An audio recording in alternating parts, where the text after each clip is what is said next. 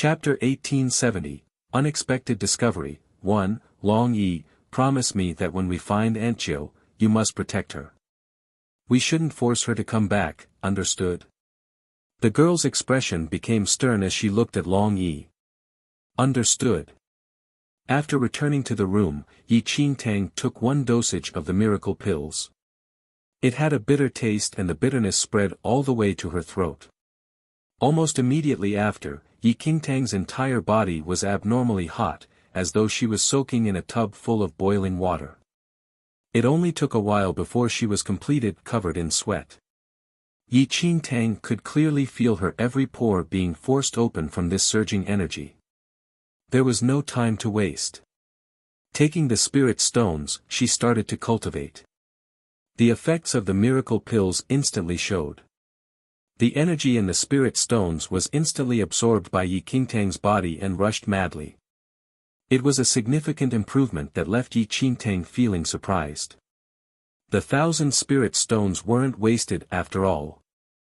As Yi Qingtang didn't want to waste any time at all, she quickly calmed herself and continued to cultivate. It only took one night for Yi Qingtang to use up more than half of the few thousand spirit stones they had won earlier. By the time she was done cultivating, her entire body was soaking wet, as though she had just come out from a tub of water.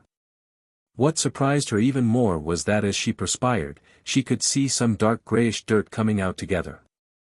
This miracle pills is capable of detoxification too. Yi Qingtang was pleasantly surprised.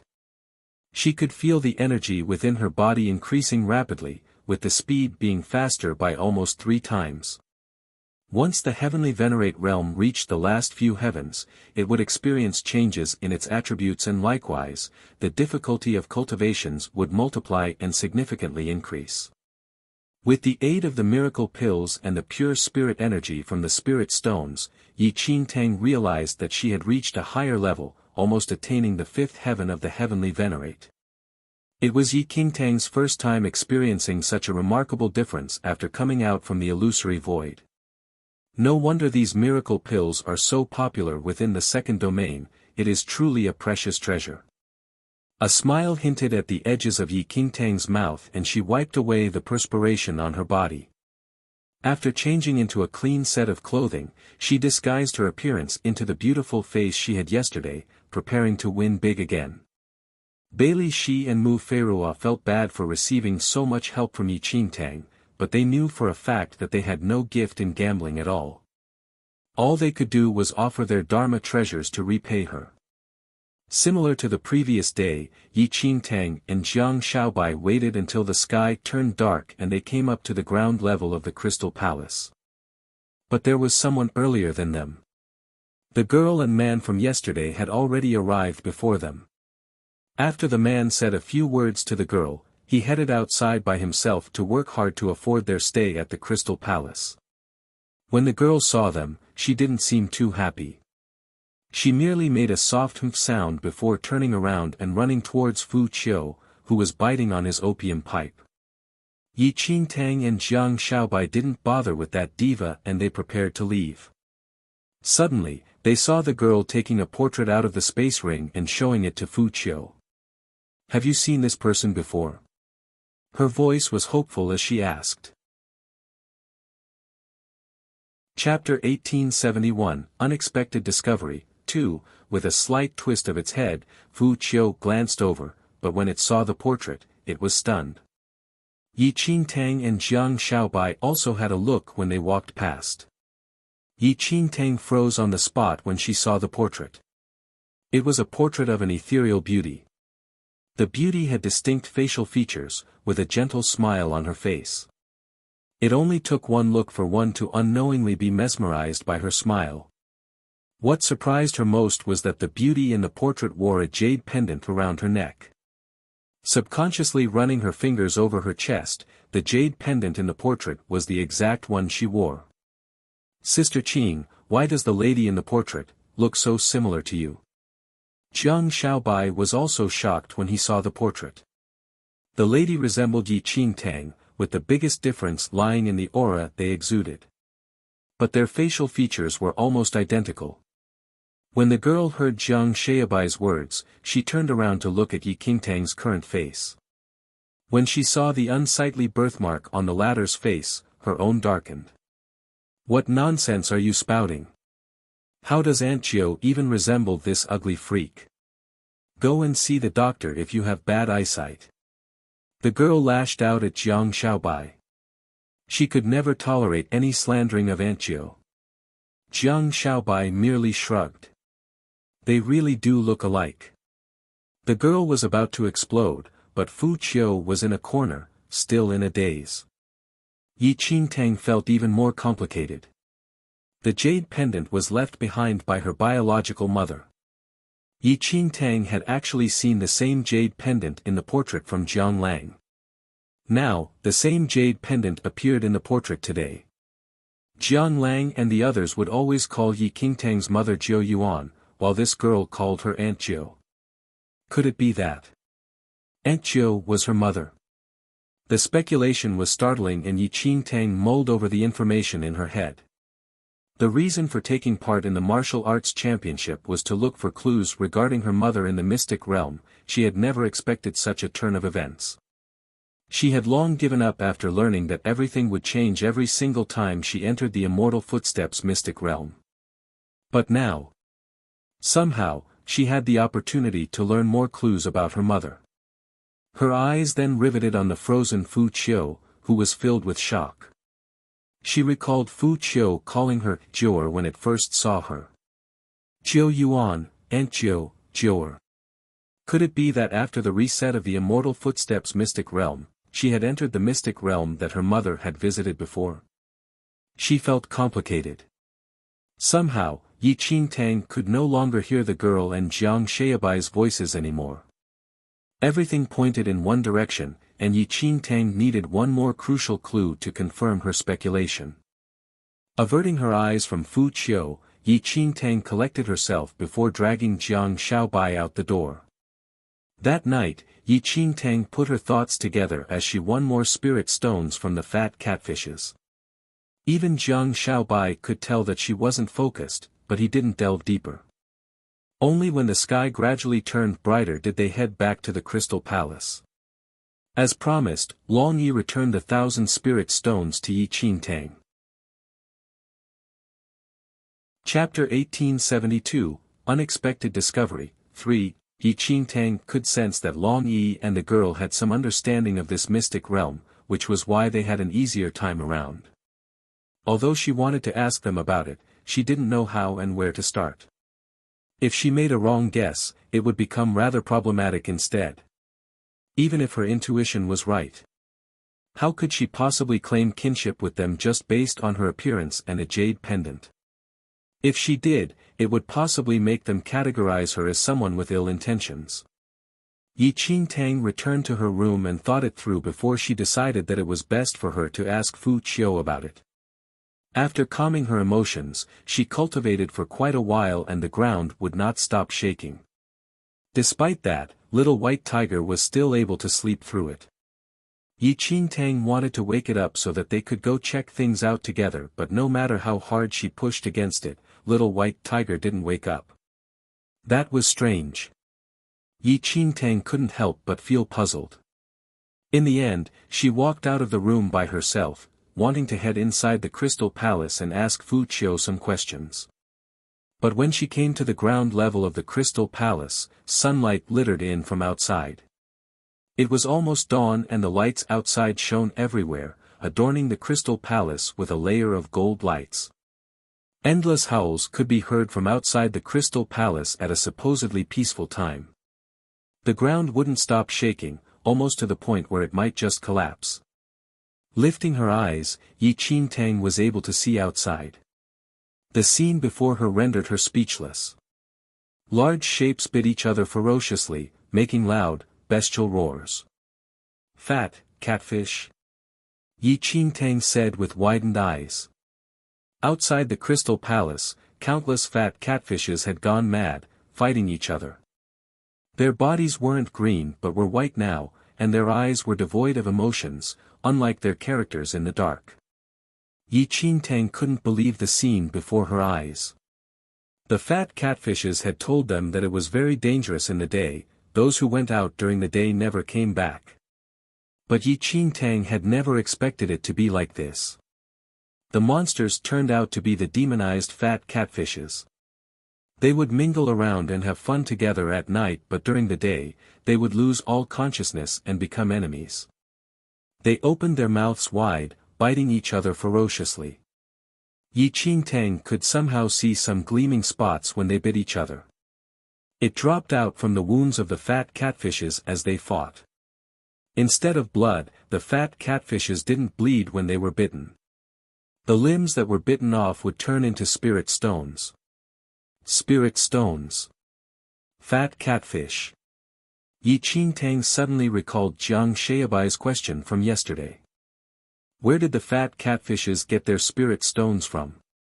It wasn't from underground, but from the fat catfishes' bodies. Why did you come out? Someone screamed from behind. When Yi Qingtang turned around, she saw a huge figure coming in her direction. The green color of Fu Qiu's had turned white instead. Its beady eyes had turned red, its big mouth had saliva dripping down like a rabid beast. It was terrifying. Chapter 1873, Demonic, 1, You've seen it. Fu Qiu tried to speak with difficulty, making weird sounds. Fu Qiu was completely different from its usual self at night. It now exuded a dangerous aura from head to toe. Thump, thump. Yi Qingtang's heart palpitated rapidly, darting back quickly to escape from them. She had no idea what had happened to these fat catfishes, but from what she saw, they seemed to be affected during the day. They loved gambling at night. When they had awareness, they weren't dangerous at all. But in the day, they seemed to have lost all reasoning and acted like baleful ghosts out for revenge. Yi Qingtang could finally understand why the fat catfishes were that afraid of the day. They themselves had no idea how they would become during the day. Fu Qiu's red eyes were fixated on Yi Qingtang, suddenly stretching its fat tongue out in Yi Qingtang's direction. Yi Qingtang leaped aside, dodging the disgusting tongue, and her gaze quickly landed on the underground pathway of the Crystal Palace. With full speed, Yi Qingtang rushed towards the underground pathway, but Fu Qiu was abnormally agile. Its saliva-coated tongue also moved nimbly, wrapping around her slim waist when she tried to escape towards the underground pathway. Fu Qiu picked Yi Qingtang up with its tongue and slammed her against the wall in the Crystal Palace with a loud thud. She felt as though her body was going to fall apart. Although she couldn't determine how powerful the fat catfishes were, now that she had seen them in action, Fu Qiu's powers didn't seem to be any lower than the Paragon level. Fu Qiu's face had turned into a grimace, wrapping its tongue tightly around Yi Qingtang's waist as it slammed her around. It suddenly curled its tongue, bringing Yi Qingtang towards the insides of its mouth. Was it fucking going to swallow her? Yi Qingtang was panicking. Seeing the huge and bloody mouth, she was suddenly engulfed in dark flames, shooting black flames from her palms into Fu Qiu's mouth. Fu Qiu's gaping mouth was just like a black hole, instantly swallowing the black flames once she shot it inside. At that moment, Fu Qiu's mouth seemed to have doubled in size and half of Yi Qingtang's body was in its mouth. Fu Qiu's sharp teeth were about to bite down on Yi Qingtang's legs. Yi Qingtang's heart sank. Her attack seemed to have no effect on Fu Qiu at all. Fu Qiu was just like a solid wall, absorbing all her moves without being affected at all. The next moment, Yi Qingtang felt pain in her legs. Fu Qiu had already bitten down, and looking at Fu Qiu's demonic eyes, she suddenly had an idea. She knocked her head against Fu Qiu's head. Bang! When Yi Qingtang knocked her head against Fu Qiu's, the jade pendant she wore around her neck slid from the resulting movement and appeared before Fu Qiu's eyes. At that moment, Fu Qiu froze. It stopped all of its attacks, looking at the jade pendant with reddened eyes. Yi Qingtang was shocked to see Fu Qiu stop moving. Seeing that Fu Qiu was in a daze, she quickly grabbed the opportunity and hit Fu Qiu's head with all her might, escaping from its mouth with her heart pounding. Chapter 1874, Demonic, 2, even though she had escaped, her leg was still imprinted with Fu Qiu's teeth marks. Outside the Crystal Palace, the light of dusk was slowly being engulfed by the darkness of night. But just as everything was about to turn dark, the fat catfishes slaughtering each other relentlessly outside seemed to be drawn to some force. As if possessed, they swept the spirit stones on their floor into their stomachs with their tongues and plunged back into the earth without another word. It was as though none of that had ever happened. All traces of their battle above ground quickly vanished as well. Yi Qingtang panted softly as she kept her eye on Fu Qiu. The red light in Fu Qiu's eyes slowly faded as his deathly white skin gradually returned to its normal green. Its entire body suddenly relaxed. Was it back to normal? Yi Qingtang observed Fu Qiu carefully. Fu Qiu's head dropped downwards and then suddenly lifted again. But this time, the ferocity on his face was gone, replaced by anger. Who said you could come up here? Fu Qiu's eyes were filled with clarity again and it was staring at Yi Qingtang with intense anger. Storming over to Yi Qingtang, Fu Qiu grabbed her neck. Yi Qingtang had never expected to find out the fat catfish's secret by mistake. She dodged subconsciously as Fu Qiu reached for her. Fu Qiu didn't manage to grab her neck but caught her jade pendant instead. Its anger subsided as it saw the familiar pendant. Where did you get this jade pendant? I'll throw you out if you don't tell me, Fu Qiu snapped with narrowed eyes. My mother gave it to me. Yi Qingtang already had her suspicions but quickly replied to Fu Qiu's question now that it had asked her. Shock filled Fu Qiu's face as it lifted its eyes to look at Yi Qingtang. Although Yi Qingtang had changed her appearance, Fu Qiu had been shocked the first time it saw her. She looked just like. A long time ago, the girl with a smile as beautiful as the fresh flowers in spring, had shown herself in front of it with the same pendant. She had said before that the jade pendant was extremely important to her. Fu Qiu had wanted to touch it out of curiosity once but had been rejected by her. Back then, she had said that only her family could touch the pendant. A similar appearance and the same jade pendant. These clues flashed in Fu Qiu's mind. Jiu'er is your mother. Fu Qiu looked at Yi Qingtang. Jiu'er, Yi Qingtang was hearing this familiar name once again. Is the Jiu you're talking about called Jiu Yuan? Fu Qiu froze for a moment and thought for a while before nodding.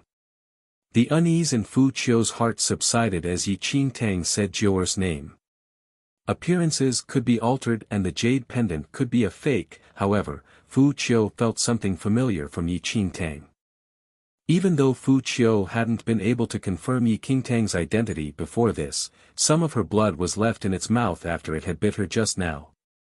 Fu Qiu and the other members of its clan were the only creatures that could sense the familiarity from someone's blood so accurately. You're Jiu'er's daughter, where is your mother now? Fu Qiu asked agitatedly after confirming Yi Qingtang's identity.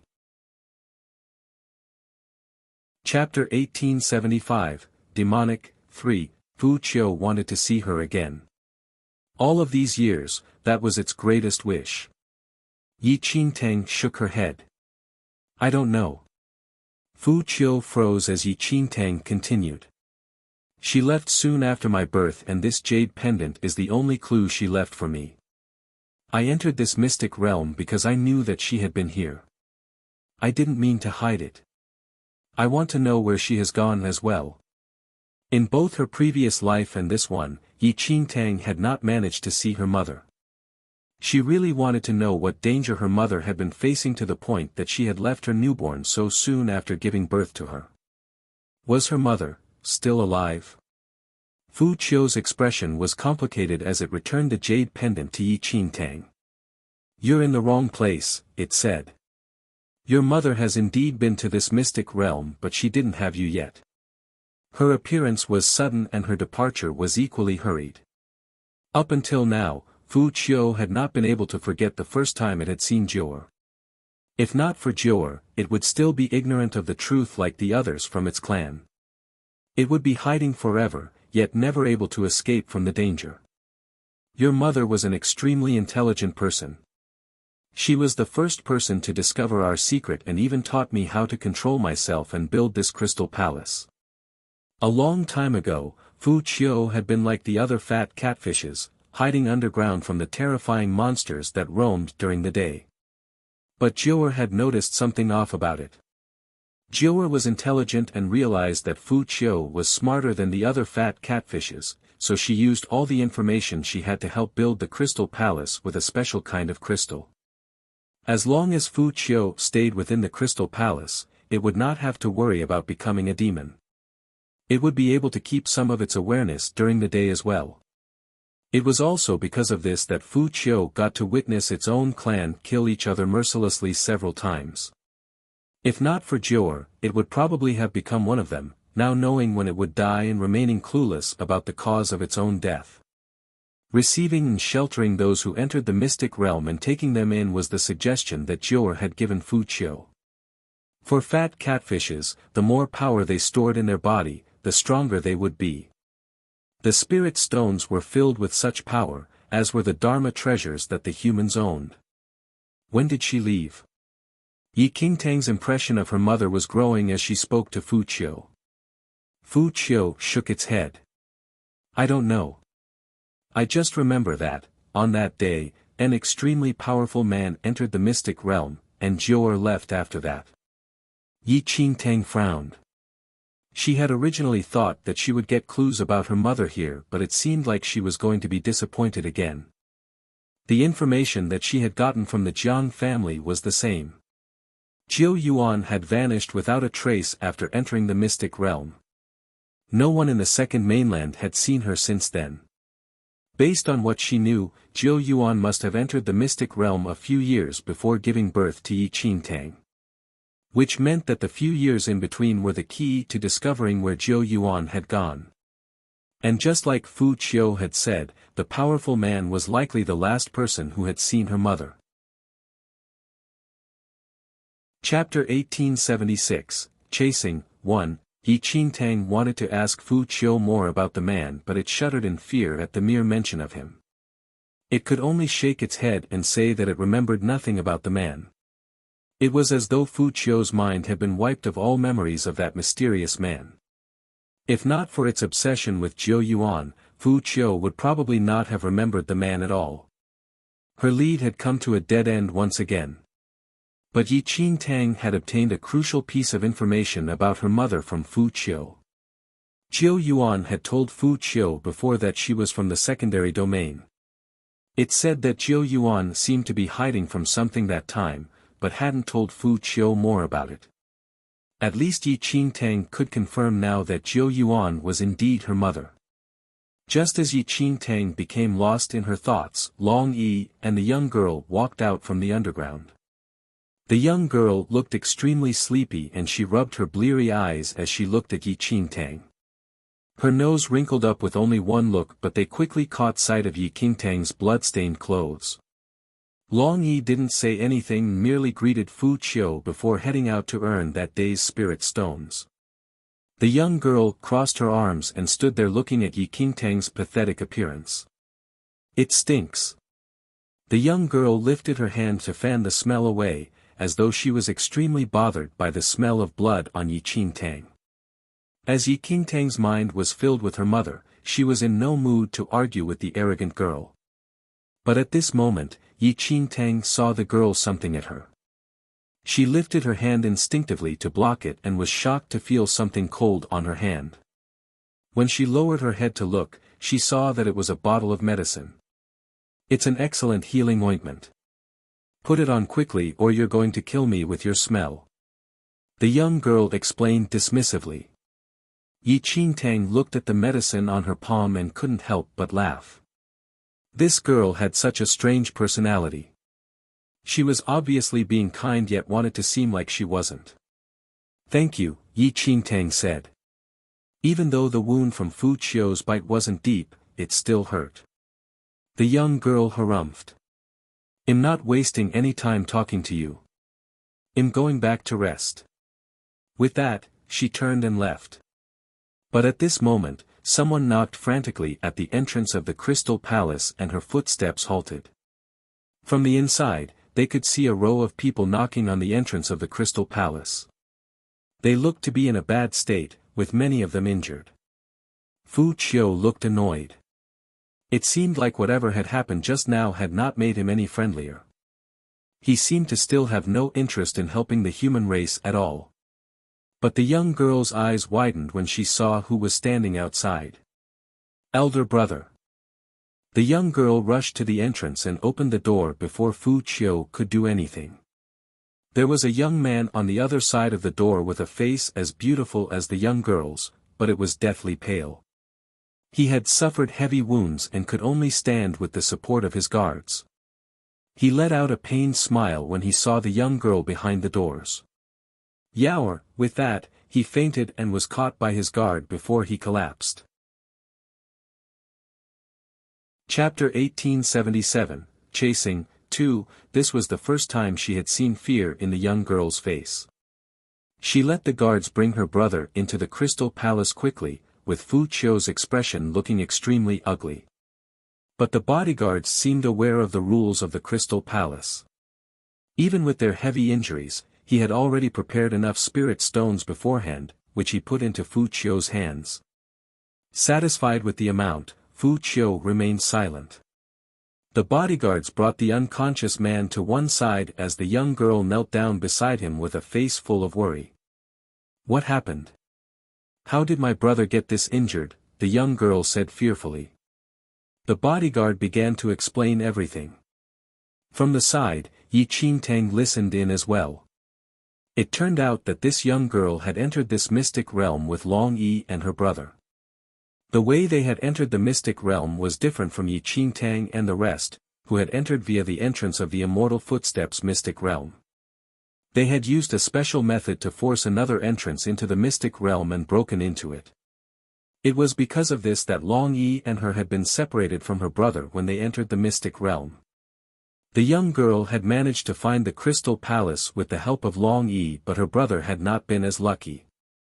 Not only had he lost his way, but he also seemed to have met his enemies as well. Completely unprepared, they had suffered great losses. How did they know that we had entered the mystic realm? Who was the one who leaked the information? The young girl's expression turned dark after she had heard everything. Only a few people from their clan knew that they were entering the mystic realm to look for Anqiu, so how did their enemies find out about it? I'm not sure, but they were already in the mystic realm when young master found them. Young master said that they must have followed us and entered the mystic realm when we did, the bodyguard said with an awkward expression. The young girl's hands balled into fists. That damned 10,000 Poison Valley. I want rest until they die if anything happens to my brother. Yi Qingtang froze when she heard those words being mentioned. The 10,000 Poison Valley was an influential faction in the second domain, and the person who led it was known as the Poison Emperor. Yi Qingtang had no idea how this girl was related to the 10,000 Poison Valley, but she didn't know much about it in the first place. From what she knew, the 10,000 Poison Valley was made up of a group of crazy people who specialized in lethal poisons. Their poisons were often without an antidote, and they were extremely tough opponents to deal with. There weren't many in the second domain who would dare to provoke the 10,000 Poison Valley. It was easy to deal with someone who only had strength, but poison was harder to protect yourself against. It was rumored that one of the factions in the second domain had dared oppose the 10,000 Poison Valley, and within a night, everyone in the faction had been poisoned to death, with not a single life spared. No one was able to find out how and when the 10,000 Poison Valley had poisoned them. I've finished with your ointment, you can have it back. Yi Qingtang looked at Long Yao's worried face and returned the medication they had given her. Long Yao looked at Yi Qingtang without saying anything and quickly put the medication on her brother's wounds. Sometime after this, Bailey Shi and the others who had woken up, eager to tell Yi Qingtang they were going out to earn spirit stones. However, they were then informed by Fu Qiu that Yi Qingtang had already paid for the day and they did not have to go out for the day anymore. Chapter 1878, Chasing, 3. Yi Qingtang glanced at Fu Qiu, knowing that it acted kindly towards them all for her mother's sake. Coincidentally, Yi Qingtang wasn't in the mood to go outside and gamble. Who are they? Mu Feirua glanced over at the bodyguards surrounding Long Yao. The guards were dressed in uniformed clothing, and although they just kept quiet and stood there, Mu Feirua could feel a strong aura from them. Yi Qingtang shook her head. She hadn't figured out Long Yao's identity yet, but Yi Qingtang felt that Long Yao might be related to her biological mother, judging from the portrait she took out the other time. But she hadn't confirmed anything yet and could only continue observing. Barely she could also sense their overpowering presence. Both he and Mu Feirua were alarmed and they raised their guard. After receiving tremendous help from Yi Qingtang, they felt indebted towards her and were very grateful. They trusted her very much. But everyone else in the mystic realm was not trustworthy, even if they were also human. They had witnessed too many incidents of people killing each other to satisfy their greed. When they entered the Immortal Footsteps mystic realm previously, they also witnessed people who came in together fighting with each other. These people appeared so suddenly and were in large numbers, this made them raise their guards and become wary. Long Yao handed the elixirs to her elder brother so that he could consume them. After some time, Long Yi also returned to the Crystal Palace, and once he saw the man's condition, his expression became complicated. He quickly requested Fu Qiu to provide a place to stay for the man and the other guards. "Young miss, are they from the Poison Valley?" Long Yi asked after settling everyone down. Long Yao bit down on her lower lip as she nodded. Her action made Long Yi's face cloud up. The Poison Valley must have come for Miss Jiu. All these years, they haven't given up searching for Miss Jiu. I'm afraid our plans must have been leaked to the Poison Valley, if not, they wouldn't have appeared so coincidentally, Long Yi said. Long Yao took a deep breath before replying, no matter what, we must not let them find Aunt Jiu faster than us. He's so petty despite his high status as the Poison Emperor. Luckily Aunt Jiu hadn't laid her eyes on him. I'd be disgusted if this person were to be my uncle. Yi Qingtang was taken aback after hearing Long Yao's words. Poison Emperor? The Aunt Jiu that Long Yao had mentioned repeatedly seemed to be Yi Qingtang's mother, but Yi Qingtang couldn't confirm it yet. But now, what did she just hear? Her mother had been involved with the Poison Emperor from the second domain before. Uncle? The corners of Yi Qingtang's mouth twitched. She had no idea what exactly her mother had done. But from what she knew, her mother definitely caused quite some trouble. The Poison Emperor was of high status in the second domain. People of ordinary status would never be able to even get close to the Poison Valley. What had her mother done to have been involved with the Poison Emperor? Not only that, she could even infer from Long Yao's words that her mother even dumped the Poison Emperor. The vengeful, petty Poison Emperor had been dumped. The news left Yi Qingtang completely flabbergasted. But she quickly recalled that Fu Qiu had mentioned previously that her mother seemed to be avoiding something when she first entered the mystic realm. Could it be that her mother was avoiding the Poison Valley and the Poison Emperor? With even more clues about her mother surfacing, Yi Qingtang realized that things were getting complicated. Chapter 1879, 10,000 Poison Valley, 1, Young Miss, the most important thing now is that the people of the 10,000 Poison Valley are after us. I heard that they even sent Lu Rusu and Lu Jiangran this time. I'm afraid they're not giving up. Long Yi's expression was dark. Not many people knew about their secret plans this time, and they had only brought along a few people for fear that their plans would be leaked. Even though they had brought only their elite guards, it was obvious that the 10,000 Poison Valley had already known about their plans from a long time ago and wanted to launch a surprise attack upon their arrival. Who was the one who leaked the information? I'm going to skin them alive when I find out, Long Yao said through gritted teeth. Who exactly leaked the information? We won't be able to find out here, so we can only investigate thoroughly when we're back. Long Yi's expression was dark. Now that the 10,000 Poison Valley knew about their plans, getting out of this place safely would become even harder. Long Yao knew this as well. Panic filled her heart as she thought of her brother's critical injuries, and she went with Long Yi to investigate. Yi Qingtang's expression was complicated as they left. Fu Qiu noticed it and threw her a silent look. On the pretext that they had something to ask, Yi Qingtang and Jiang Xiaobai secretly went to find Fu Qiu. "Do you recognize those people?" Fu Qiu suddenly asked them. Yi Qingtang shook her head. Fu Qiu said, "When they first arrived, they showed a photo of Jior to me. They seem to be looking for her as well." Yi Qingtang nodded. "She was there when Long Yao had taken the photo out. That young girl told me that Jior is her aunt, who vanished after entering this mystic realm." Fu Qiu hadn't told Long Yao everything that it knew about Jior.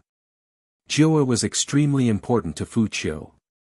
As it knew she was hiding from someone, it would not disclose information about her before confirming the person's identity. Fu Qiu trusted only Yi Qingtang, who was Jior's daughter. "I don't know what your mother was running from, but I know that I would still be as ignorant as the others from my clan if not for her. I want to find her as well," Fu Qiu sighed. Jior's sudden disappearance meant that he had not had the time to even thank her properly. "Do you have any clues about my mother with you?" Yi Qingtang asked. It seemed like there were two clues regarding her mother's last sighting. The first was the powerful man who had appeared that year, and the second was the reason her mother had to hide. It was already impossible to find the man, but if Long Yao and the rest were from the same clan, they would probably know something. "I know what you're thinking about. It'll help you talk to them later," Fu Qiu said. "Thank you." Yi Qingtang gave it a salute. Fu Qiu waved her hand away and said, "There's no need for thanks. I owe your mother too much, and it's something that I should be doing. If you manage to find her one day, please help me thank her." Deep down, Fu Qiu had a feeling that it would not be able to leave this place. Every time it was suggested, the idea would be shot down. Yi Qingtang nodded her head in agreement. Fu Qiu didn't say much else and just told Yi Qingtang to go back. It told her that their stay would be free from now on, so they didn't need to give it any more spirit stones. Chapter 1880, 10,000 Poison Valley, 2. Just as Qingtang was about to return to her room to think about the day's events, she noticed that Bailey Shi and the rest were all standing outside her room waiting for her. "Qingtang." They stepped forwards and greeted her. The animosity they had previously was gone after spending time with her, and the way they addressed her had changed as well. Seeing that they seemed to have something they wanted to say to her, she opened her room door to let them in. Once they were inside, Bailey Shi and the rest spoke up. "The people who arrived today are no weaklings. Their heavy injuries don't seem to be from the monsters, and I'm afraid there are other powerful men in this mystic realm." Bailey Shi frowned as he said this. Since they were not in the same line of work, he didn't know Long Yao that well. But Bailey Shi and Mu Feirua could tell that the black-clad men with Long Yi were all powerful. They could only imagine how strong their opponent had been that they had suffered such heavy injuries. "We've already been in this mystic realm for a few days. Shouldn't we find the exit as soon as possible and get out of here?" Mu Feirua said. They had been faced with so many grave dangers after entering the Immortal Footsteps mystic realm. Now that it had gotten to this point, they no longer had any will to look for the treasures and were content with leaving with their lives intact. There would definitely be a treasure in the mystic realm, but they had no mind to think about it in their current state. Yi Qingtang naturally understood their concerns but was still fixated on the connection between Long Yao's group and her mother. But she couldn't tell this to Bailey Shi and the rest. "We're going to search for the exit while it's still dark. What do you think?" Mu Feirua asked. Yi Qingtang nodded. Bailey Shi and the rest could leave first if they found the exit, but Yi Qingtang was in no hurry. They were relieved to see that Yi Qingtang had not objected. Bailey Shi and Mu Feirua had both entered the Immortal Footsteps mystic realm before. While their current situation was slightly different, they still understood the rules of the Immortal Footsteps mystic realm. That night, Bailey Shi and Mu Feirua set out to find the exit. Jiang Shaobai's gaze subconsciously swept over Yi Qingtang, as though he was thinking about something. But when Yi Qingtang looked back at him, he merely had a cynical smile on his face. Long Yao was still beside her brother. "Little miss, young Master Long Shao has sustained severe injuries, he will need time to rest and recover," said Long Yi. Long Yao's forehead was tightly furrowed. "Did anyone from the 10,000 Poison Valley follow you when you ran?" Long Yao asked the other guards. The guards shook their heads. The young girl's forehead remained furrowed as her eyes swept over the guards. A black mist seemed to be surrounding their wounds. "The poison from the 10,000 Poison Valley," Long Yao laughed coldly. "The people from the 10,000 Poison Valley are really devious. Your wounds are all infected with the poison from them. No matter where you go, they will be able to follow the black mist to find us," Long Yao said softly as she gritted her teeth. Had they been outside of this mystic realm, she wouldn't be afraid to face. But now that they were here, they were clearly outnumbered. If the people from the 10,000 Poison Valley were to follow them here, it would mean sure death. Chapter 1881, 10,000 Poison Valley, 3. Just as Long Yao was agonizing over this, the unconscious Long Shao let out a low moan. Spinning her head quickly, Long Yao turned to look at her brother. Even though he had regained consciousness, his complexion still looked terrible. "Elder brother." Long Yao's face brightened as she saw her brother wake up. Yao, Long Shao's sharp brows and handsome face looked weak from his deathly pale complexion. "Elder brother, you're finally awake. You've scared me to death." It took Long Shao great effort to open his mouth, but his half-open eyes were still bright. "Have the people from the 10,000 Poison Valley caught up with us?" Long Shao asked. Long Yao shook her head. Just as she was about to tell him about the black mist, he smiled slightly and said, "What you want to say is, not yet, right?" A short nod came from his sister. Pulling himself up, Long Shao ignored the painful injuries all over his body. His black hair hung by his side. Against his deathly pale face, it made his beautiful features look slightly demonic. "I know how the 10,000 Poison Valley works, they won't let us off so easily. With the numbers they had, killing us wasn't impossible. They only let us go so that they could find Anqiu." Long Shao narrowed his eyes. Even though he was weak, the weakness did not show in his eyes, which were clear and bright. "Yao, have you found the whereabouts of Anqiu yet?"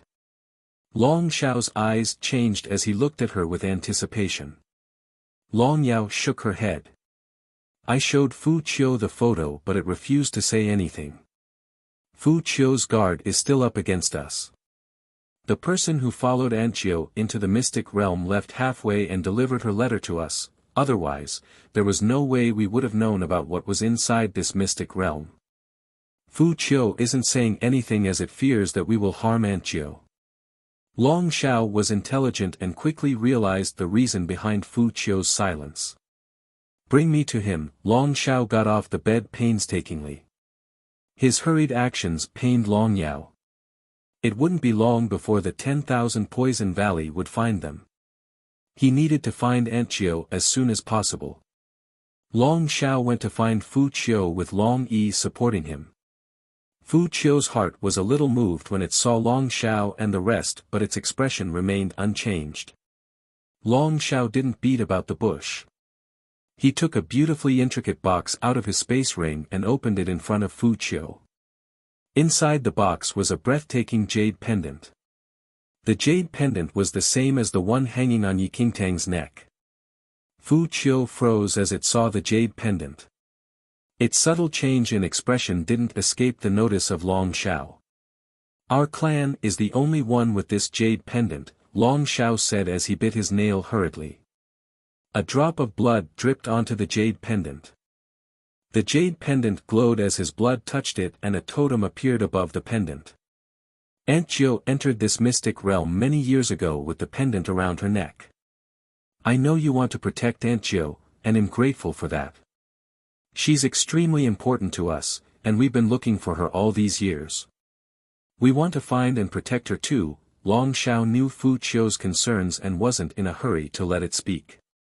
He wanted to allay its suspicions first. Chapter 1882, 10,000 Poison Valley. 4. The jade pendant belonged only to their clan and would show the totem whenever it came into contact with their blood. My jade pendant is different from Aunt Jiu's. Mine shows a dragon totem, but Aunt Jiu's one shows a flame totem when it touches her blood. Fu Qiu's gaze shifted from the jade pendant, but it did not reply to Long Xiao. I know that you have your concerns, but if you know where she is, please warn her. She's in a very dangerous situation right now and needs to take care of herself. Long Xiao turned to leave with Long Yi and the rest after saying this, as though he had no intention of hearing Fu Qiu's reply. Were they going to just leave like this? Long Yao felt a little apprehensive about leaving and murmured, "Elder brother, we're leaving now?" It hasn't even said anything. A smile was on Long Xiao's face as he replied, Fu Qiu is set on protecting Aunt Jiu, which is why he has his own concerns. If Aunt Jiu is still here, Fu Qiu will definitely confirm what we said with her, and once she finds out that we are here, she will naturally seek us out. Long Yao seemed to only understand part of this, but did not say anything else. Meanwhile, Fu Qiu's expression shifted when it saw Long Xiao and the others leave. After making sure that they had left, Fu Qiu walked straight to Yi Qingtang's room and told her all about the jade pendant Long Xiao had shown it. Yi Qingtang was surprised after hearing Fu Qiu's words. She had never noticed what happened to the pendant whenever it touched blood before. Wanting to try it out, Yi Qingtang took her jade pendant out, bit the tip of her finger, and let her blood drip on it. As the fresh blood dripped onto the jade pendant, it lit up and a flame totem appeared on it. Yi Qingtang froze as she saw it. It looked so familiar. Fu Qiu, you said that man had a dragon totem? Yi Qingtang asked. Fu Qiu nodded. He was afraid that Yi Qingtang would not know what it looked like and had drawn a picture for her. When she saw the image of the dragon totem, Yi Qingtang's expression changed. Looking at the dragon totem and the flame totem reminded her of an influential clan in the second domain. The Dragon Emperor clan, Yi Qingtang mumbled to herself. The Dragon Emperor clan was influential in the second domain. Yi Qingtang had only heard of its name before but had never thought that her mother was related to the Dragon Emperor clan. Was her mother someone from that clan? If it were to be true, it was a shocking revelation. No wonder Long Yao had talked about the 10,000 Poison Valley so casually. As someone from the Dragon Emperor clan, of course, she wasn't scared of the 10,000 Poison Valley. Yi Qingtang had no idea about the totem that appeared on the pendant while Long Xiao had known about it. He had even known about the totem that appeared on Yi Qingtang's pendant. If everything was as she was thinking, her mother was likely someone from the Dragon Emperor clan. But with such power, what was it that made her mother need to escape the second domain? Yi Qingtang's head was filled with confusion. Long Xiao and the rest were probably the only ones who could explain this. That little rascal is related to you? Little White Tiger was shocked. Chapter 1883, 10,000 Poison Valley. 5. Long Yao and Long Xiao had called her mother Aunt Jiu, which meant that they were probably related by blood. But Yi Qingtang was in no hurry to reveal herself to Long Yao and the rest. After all, even though they were in the same clan, she had not completely figured out the circumstances behind her mother's escape from the second domain yet. Yi Qingtang had seen people of the same clan kill each other before, so it was better to be careful. Why had her mother not returned if the Dragon Emperor clan was truly safe? There was no way she was going to expose herself to danger before figuring out as much as she could. Her mind was still preoccupied with all these thoughts when a sudden loud noise shook the ground above them. What happened? It's the middle of the night. Are the monsters above not done? Little White Tiger was a little surprised. Yi Qingtang looked at Fu Qiu, who looked confused as well. It walked up the Crystal Palace with Yi Qingtang and a white tiger following behind it. There was a group of threatening men standing outside the Crystal Palace, smashing at the entrance repeatedly. A man and a woman led the crowd. The woman was tall and slender, her long dress outlining her figure slightly. But her face was so cold no one would even dare approach her. Jiang Ran, you're sure that Long Xiao and the rest are here? The woman spoke slowly as she lifted her chin to look at the 15-year-old boy standing beside her. The young man was as pale as white jade and was very good-looking. He had a pair of shapely eyes which made him look as though he was constantly smiling, making people want to get close to him. In response, he lifted his hands, showing a palm-sized poisonous spider on top. He looked at the reaction of the spider and nodded. Senior sister, Long Xiao and the rest have our poison on them. There's no way my spider would be mistaken about their whereabouts. They must be inside the Crystal Palace, and have probably been hiding here for a day or two as my spider can feel that the black mist inside is thick. Humph, the woman scoffed coldly as she narrowed her eyes and stared at the entrance of the Crystal Palace with her arms crossed. Since we're already here, I want you to blast this Crystal Palace open. Let's see how long they think they can hide for. Under the command of the woman, the black-clad men behind her rushed towards the Crystal Palace entrance and started smashing at it. Shards of crystal fell from the entrance with every attack. Looking at the malicious people in front of them, Yi Qingtang and Fu Qiu could not help but think about the impending attack on Long Xiao and the others. The people outside were likely the ones who had injured Long Xiao and his guards so badly. The 10,000 Poison Valley. As the commotion outside grew louder and louder, Bailey Shi and the others who had been sleeping in their rooms all walked out to take a look. They froze when they saw the people outside smashing at the Crystal Palace. Long Yao and Long Xiao walked over and their faces were dark when they saw the people from the 10,000 Poison Valley outside. They sure were fast, Long Xiao said with narrowed eyes. His gaze fell on the poisonous spider on the young man's palms. Lu Jiangran, you're not bad after all. Long Xiao had estimated that the 10,000 Poison Valley would need a few days before finding them and had not expected them to be here so fast. Elder brother, we have to fight with all our might. Long Yao seethed with anger. It was these people who had injured her brother. We can't. Long Xiao only shook his head. Chapter 1884, A Lunatic's Plan. 1. Most of them had sustained serious injuries. If Lu Jiangran was to continue fighting them, they would lose without a doubt. Revenge was a certainty, however, they mustn't act rashly. Even if we don't go out, the Crystal Palace wouldn't be able to sustain us for much longer. They won't let us go that easily, Long Yao said. Let me think. Long Xiao's brows furrowed. Long Xiao had a plan in mind, but it wasn't easy to carry out at that moment. Sister Qing, I'm sleepy. Let's go back downstairs. Amid the chaotic scene in front of them, Jiang Xiaobai tugged on Yi Qingtang's sleeve while looking at them. Jiang Xiaobai had just awoken and Yi Qingtang looked at him speechlessly. Couldn't he find a better excuse? If this were to happen earlier, Yi Qingtang probably wouldn't bother with Long Xiao and the others. However, now that she had learned that they were from the same clan as her mother, they had sustained heavy injuries and if they were to continue fighting, they would most likely die. Long Xiao heard Jiang Xiaobai's voice, lifting his head to look over. It was only then that he realized there were other people in the Crystal Palace. They should be from the first domain, Long Yao surmised. Long Xiao scanned their faces with an inconspicuous gaze. When his eyes landed on Yi Qingtang, he had a visible reaction when he saw her disguised appearance. How could a young lady with such a great figure have such an ugly face? Please hold on. Long Xiao didn't care too much about Yi Qingtang's face. He took a step forward, calling them as they prepared to leave. Apologies, we don't intend to interfere in your matters. Also, you're from the second domain, right? We're from the first domain.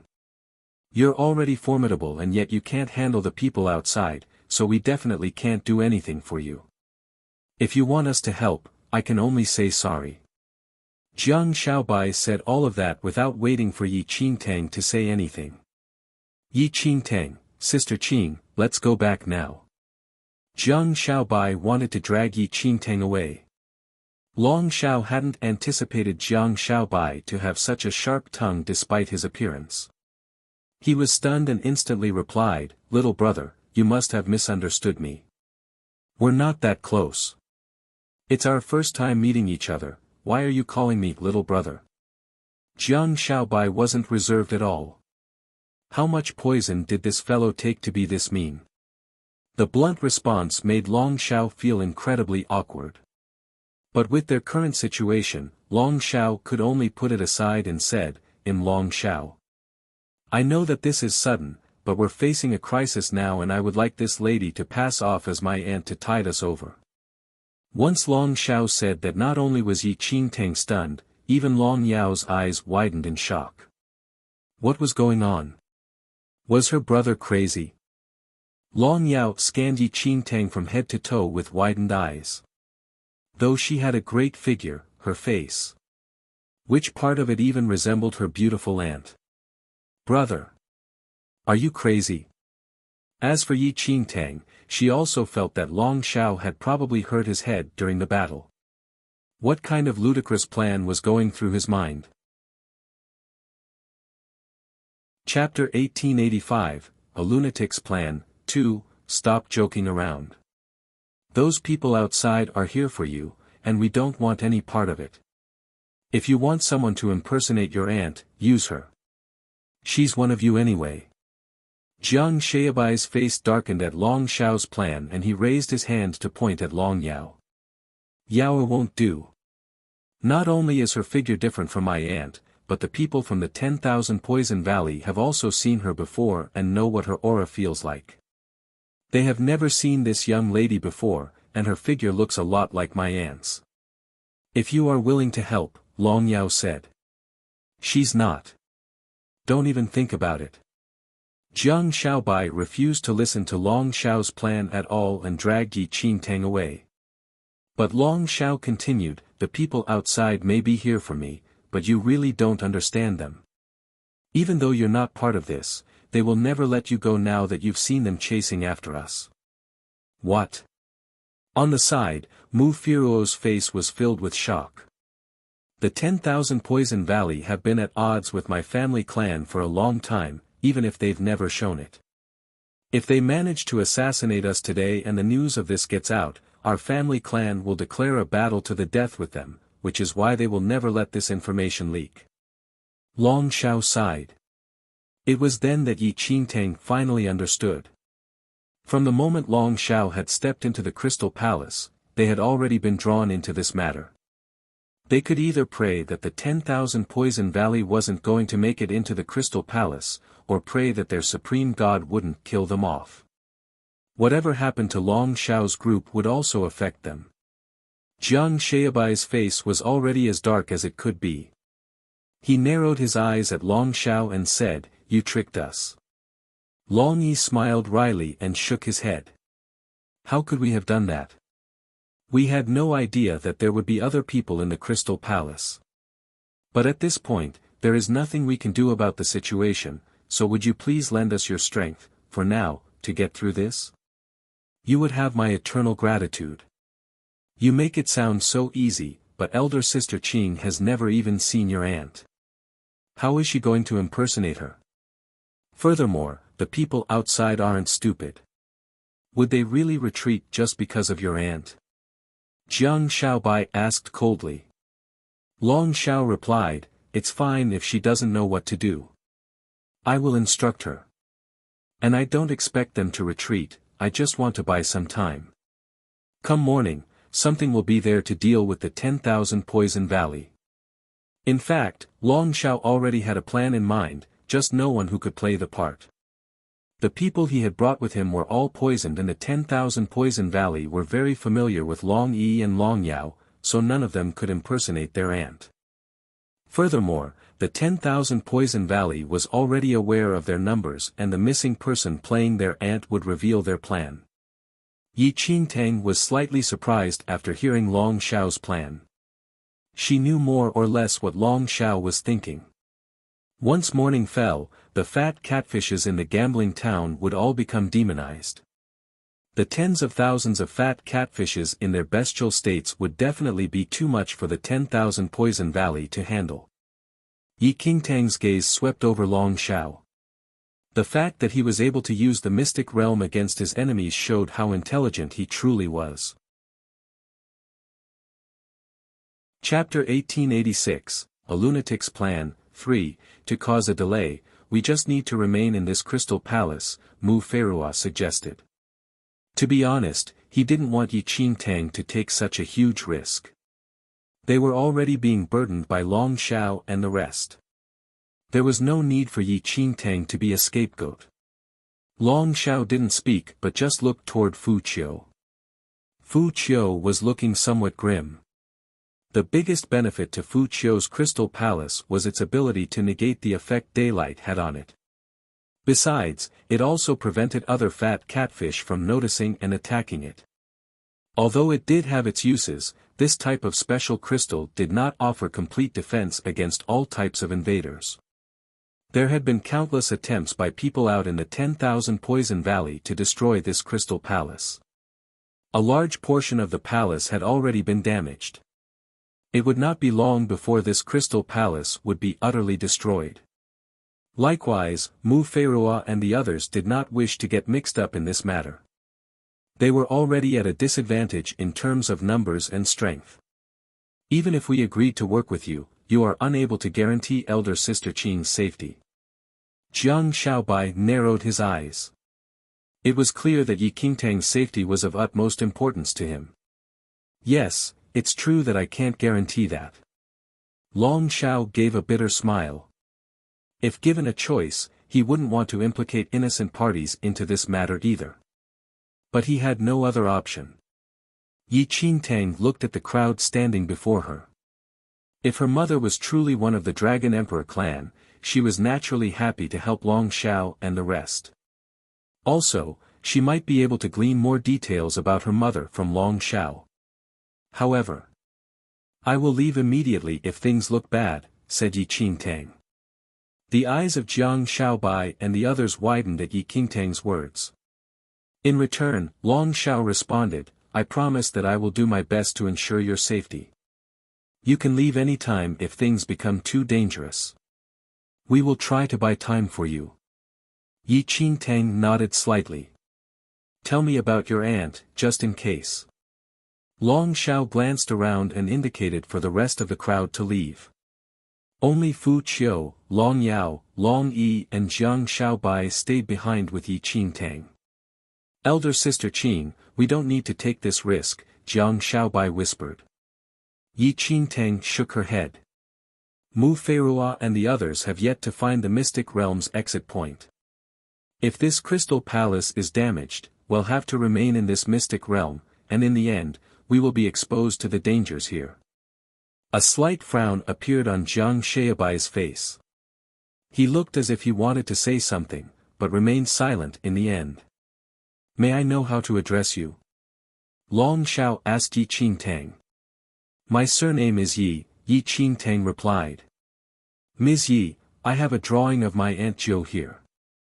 As we are pressed for time, could Ms. Yi please change her appearance first before we continue? Long Xiao handed a portrait over to Yi Qingtang. Conflicting emotions rose in Yi Qingtang's heart as she gazed at the woman in the drawing. She had come to seek her mother but had never expected to have to pass herself off as her own mother. Without another word, Yi Qingtang turned and went back to her room. Long Yao was not at all happy with Long Xiao's plan. She didn't think that the plain-looking Yi Qingtang could adequately pass herself off as their Aunt Jiu. Elder brother, you are taking too big of a risk this time. Furrowing her brows, Long Yao did not hide her displeasure. Chapter 1887, A Lunatic's Plan, 4, We Have No Choice Now. In the letter that Aunt Gio left for us, she mentioned this secret pathway in the Crystal Palace. But it can only be activated in the daytime. We have to stop those people from the 10,000 Poison Valley from damaging the Crystal Palace if we wish to leave. The moment the Crystal Palace is destroyed, we will be in dire straits. Long Xiao let out a gentle sigh. Long Yao pursed her lips. I just don't think that she can pass off as Aunt Gio. Just as Long Xiao was just about to reply, a slender figure suddenly glided into view. Long Xiao and the rest instinctively turned toward that figure, and they were instantly stunned by what they saw. It was as though that gorgeous young lady had stepped right out of the portrait. No one could discern the slightest difference in her appearance. Long Yao had not been born when Aunt Gio left home. As a result, she had never seen Aunt Gio's in person before. She only knew Aunt Gio's face from the portrait. But at this point, Long Yao suddenly felt that the person standing right before her was her Aunt Gio. Even Long Xiao, who had met Aunt Gio in person before, was equally dumbstruck. That pale, handsome face seemed to crack. His eyes were fixed upon that lovely young lady. It was like that time when he first met her, so many years before. When he was still a youth, while she was so beautiful and regal. Long Xiao, the young lattice lips curled up gently as she called his name softly. Her smile was like 1,000 flowers blooming. Yi Qingtang was very amused by the sight of the dumbstruck crowd. To be honest, she did look fairly similar to her mother. But no one could tell because of her disguise. Now that Long Xiao wanted her to change her appearance to look like her mother. Yi Qingtang's ability to change her appearance had always been top-notch. But since she already looked similar to her mother, Yi Qingtang just had to tweak her appearance a little to achieve a complete disguise. Is this acceptable? Yi Qingtang asked. Yi Qingtang's voice was clearly different from her mother's, and this finally snapped Long Xiao out of his trance. But he still continued to look at Yi Qingtang with wonder. Originally, he had thought that Yi Qingtang would only be able to attain a general likeness, but her startling transformation was able to fool even him. It was as if the woman standing before him was really his Aunt Gio. The only difference was that Yi Qingtang's eyes didn't possess that familiar hint of merriment. You look exactly the same, Long Xiao replied in all honesty. Even the antagonistic Long Yao could not say otherwise. She just continued staring at Yi Qingtang with wide, dazed eyes. Yi Qingtang smiled. There was no way she could fail to look like her mother. She had always looked like her mother. Just a slight alteration to her appearance was adequate. In fact, it would be rather upsetting if she didn't manage to look exactly like her mother. Long Xiao stole a few more glimpses at Yi Qingtang before suppressing his inner turmoil and saying, Ms. Yi, my aunt's name is Di Jiuyuan. Remember that. Di Jiuyuan, Yi Qingtang repeated slowly. Isn't she your aunt? Why is her surname different? Long Xiao replied, this is one of the rules of my clan. Aunt Gio, she was born different and so her surname is different. Even though Long Xiao was speaking rather nonchalantly about this, Yi Qingtang could feel that this was a crucial point. Same clan, different surname. One was Long, the other was Di. In the entire second domain, only the Dragon Emperor clan would have such a rule. Chapter 1888, Di Jiuyuan, 1, Inside the Crystal Palace, Long Xiao was giving Yi Qingtang a crash course. Outside the Crystal Palace, it was an entirely different scene. Under the continuous rampage by the people of the 10,000 Poison Valley, half the outer walls of the Crystal Palace were already damaged. Lu Rusu was standing outside the Crystal Palace, coldly surveying the half-crumbled walls. A slight frown was on her face. How much longer do you need? Senior sister, this crystal is very hard, we will need a bit more time to destroy it. One of the black-clad men spoke up nervously. He broke out in cold sweat under Lu Rusu's icy stare. Lu Rusu narrowed her eyes and lifted her chin imperiously. She glared coldly at the black-clad man. A bunch of useless trash. You can't even manage such a small task. You are all a disgrace to the 10,000 Poison Valley. As she spoke, Lu Rusu raised her hand and drew it mildly across the black-clad man's neck. In an instant, the man's face turned pallid as a purple mark suddenly appeared on his neck. He quickly tried to beg for mercy but found that he was unable to speak. That purple mark was already rapidly spreading outward to the rest of his body. Before he could even try to utter a cry of despair, the man collapsed stiffly on the ground. His skin had turned a mottled purple, before turning black. His bruised flesh then started to rot. In the blink of an eye, that person became a maggot-infested corpse, before turning into a pile of blackened bones. The strong smell of rot permeated the air. A chill ran down the spines of the other 10,000 Poison Valley men as they witnessed the sight. All the while, Lu Rusu's face remained impassive. She behaved as if she had just squashed an ant, and not one of her own men. I will give you another half an hour. You will all end up like him if the Crystal Palace is not destroyed by then, Lu Rusu stated coldly. The other black-clad men broke out in cold sweat as their hearts leaped to their throats. They knew very well that Lu Rusu meant what she said. As Lu Jiangran observed the malevolent-looking Lu Rusu, he chuckled and shook his head lightly. Don't be angry, senior sister. Our men already have the Crystal Palace surrounded. It is just a matter of time before we capture Long Shao and the rest. People who are useless to me don't deserve to continue living. Junior brother, you have been in the 10,000 Poison Valley for so long, don't tell me you don't understand this simple concept.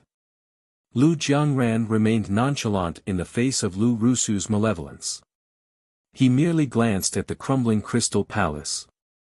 Our main goal is to find Di Jiuyuan. Long Shao and the rest are just a means to our end. But Di Jiuyuan has been missing for so many years. Although we know she was last seen entering the mystic realm, no one can be sure if she is still inside, right? Lu Rusu smirked. If she is, we will definitely be able to find her. Lu Jiangran replied, of course. I have never met Di Jiuyuan, but I've heard that she is very formidable. Many years ago, she already possessed extraordinary talent despite her young age. Most of the elders of the Dragon Emperor clan were not even her match. Now that she has remained in the mystic realm for so many years, her powers must have grown exponentially. To find Di Jiuyuan, senior sister only needs to hold the lives of Long Shao and the others in our hands. Chapter 1889, Di Jiuyuan, 2, of course I am well aware of that. Why else do you think I am wasting my time here? Lu Rusu snapped. Seemingly used to her attitude, Lu Jiangran only smiled. Senior sister is indeed smart and astute. You think of everything. Although Lu Rusu wanted to reply, the doors to the Crystal Palace suddenly opened. Lu Rusu and the others immediately turned to look. Long Shao, you finally dare to show your face. Lu Rusu raised her brows slightly as she gazed at Long Shao, who had just emerged with a group of people. A smile was on Long Shao's face. Why would I not dare to? Useless trash. Surrender now and I might let you suffer a little less pain, Lu Rusu demanded. Standing beside Long Shao, Long Yao's expression immediately darkened at Lu Rusu's arrogance. She wanted to make a move but was discreetly held back by Long Shao. Surrender? You must be dreaming. Long Shao smiled. Lu Rusu narrowed her eyes. She raised her hand, prepared to strike Long Shao. But just as Lu Rusu lifted her hand, an amused voice suddenly echoed from within the Crystal Palace. How did Lu Ruofeng end up producing such ill-mannered disciples like you? A slender figure sashayed out of the front entrance. Lu Rusu immediately halted upon hearing the name Lu Ruofeng. Lu Ruofeng was the master of both Lu Rusu and Lu Jiangran. He was also the current Poison Emperor of the 10,000 Poison Valley. Who are you? How dare you address my master by his name? Lu Rusu stated coldly. The slender figure continued to float out of the crystal palace. It was a breathtakingly gorgeous young lady. Lu Rusu was completely thunderstruck when she finally had a clear look. Staring in a daze at the lovely young woman emerging from the crystal palace, Lu Rusu looked as if she couldn't believe her own eyes. Di Zhouyuan had already vanished from the second domain before Lu Rusu joined the 10,000 Poison Valley. As a result, everything she knew about Di Zhouyuan was hearsay from her master, Lu Ruofeng. Lu Rusu had also seen the portrait of Di Zhouyuan hanging in her master's study. Di Zhouyuan. As cold and imperious as Lu Rusu was, even she couldn't help being stunned by the sight of Di Zhouyuan. With Di Zhouyuan's face, Yi Qingtang gazed calmly at the 10,000 Poison Valley people. Luckily she had previously pretended to be the Holy Lord of Shadows and was very well versed in assuming the mannerisms of a domineering figure. As she glanced past Long Shao and the others, her lips curved up gently in an elegant smile. Senior sister, that is. Di Zhouyuan. Since Lu Jiangran was a bit younger, he knew even less about Di Zhouyuan. Lu Rusu's face turned grim. They had come intending to find Di Zhouyuan, but she had planned to capture Long Shao and the rest as hostages first, before slowly sussing out Di Zhouyuan's whereabouts. In this way, they could lay a trap for Di Zhouyuan to fall in on her own. But now, it was hard to believe that Long Shao and his people had already found the missing Di Zhouyuan. Could she be a fake? Di Zhouyuan has been missing for so long. How did Long Shao and his people manage to find her so easily? Moreover, doesn't senior sister find that Di Zhouyuan's sudden appearance at this crucial point is too much of a coincidence? Lu Jiangran piped up. Di Zhouyuan was very formidable. Long before she went missing, she was already a high-level practitioner who dominated over her peers. They were no match for her at all. A cold glint flashed past Lu Rusu's eyes. With a chilly smile on her face, Lu Rusu stepped forward and cupped her fists in a respectful gesture. Greetings, Senior Di. I am your junior, Lu Rusu. I have heard many great things about you and it is my honor to finally meet you today. I have come on behalf of my master to find you. Real or fake, they would know soon enough. Chapter 1890, Di Zhouyuan, 3, The veiled malevolence in Lu Rusu's eyes was not hard to notice. Yi Qingtang had seen much of such hidden spite in the Temple of Shadows. Yi Qingtang remained calm. She cast a sweeping glance at Long Shao and the rest before saying, Lu Ruofeng asked you all to seek me out in this manner. The 10,000 Poison Valley has become too bold. How dare you attack the people of my Dragon Emperor clan? A powerful aura radiated from Yi Qingtang as she spoke those words. The overwhelming aura momentarily startled Lu Rusu and the entourage around her. That intense, powerful aura was an immediate signal of how this woman was so much more formidable than them. A drop of cold sweat dripped down Lu Rusu's forehead. Yi Qingtang heaved a secret sigh of relief on seeing Lu Rusu and her men's reactions. Before coming out, Long Shao had specially given her a special elixir cultivated by the Dragon Emperor clan. This elixir could imitate the aura of a powerful practitioner. While it could be used for intimidation purposes, her ruse would be exposed if they were to really engage in a fight. Long Shao also heaved a secret sigh of relief on seeing how well Yi Qingtang was acting. This young lady from the first domain was more steady than he had expected.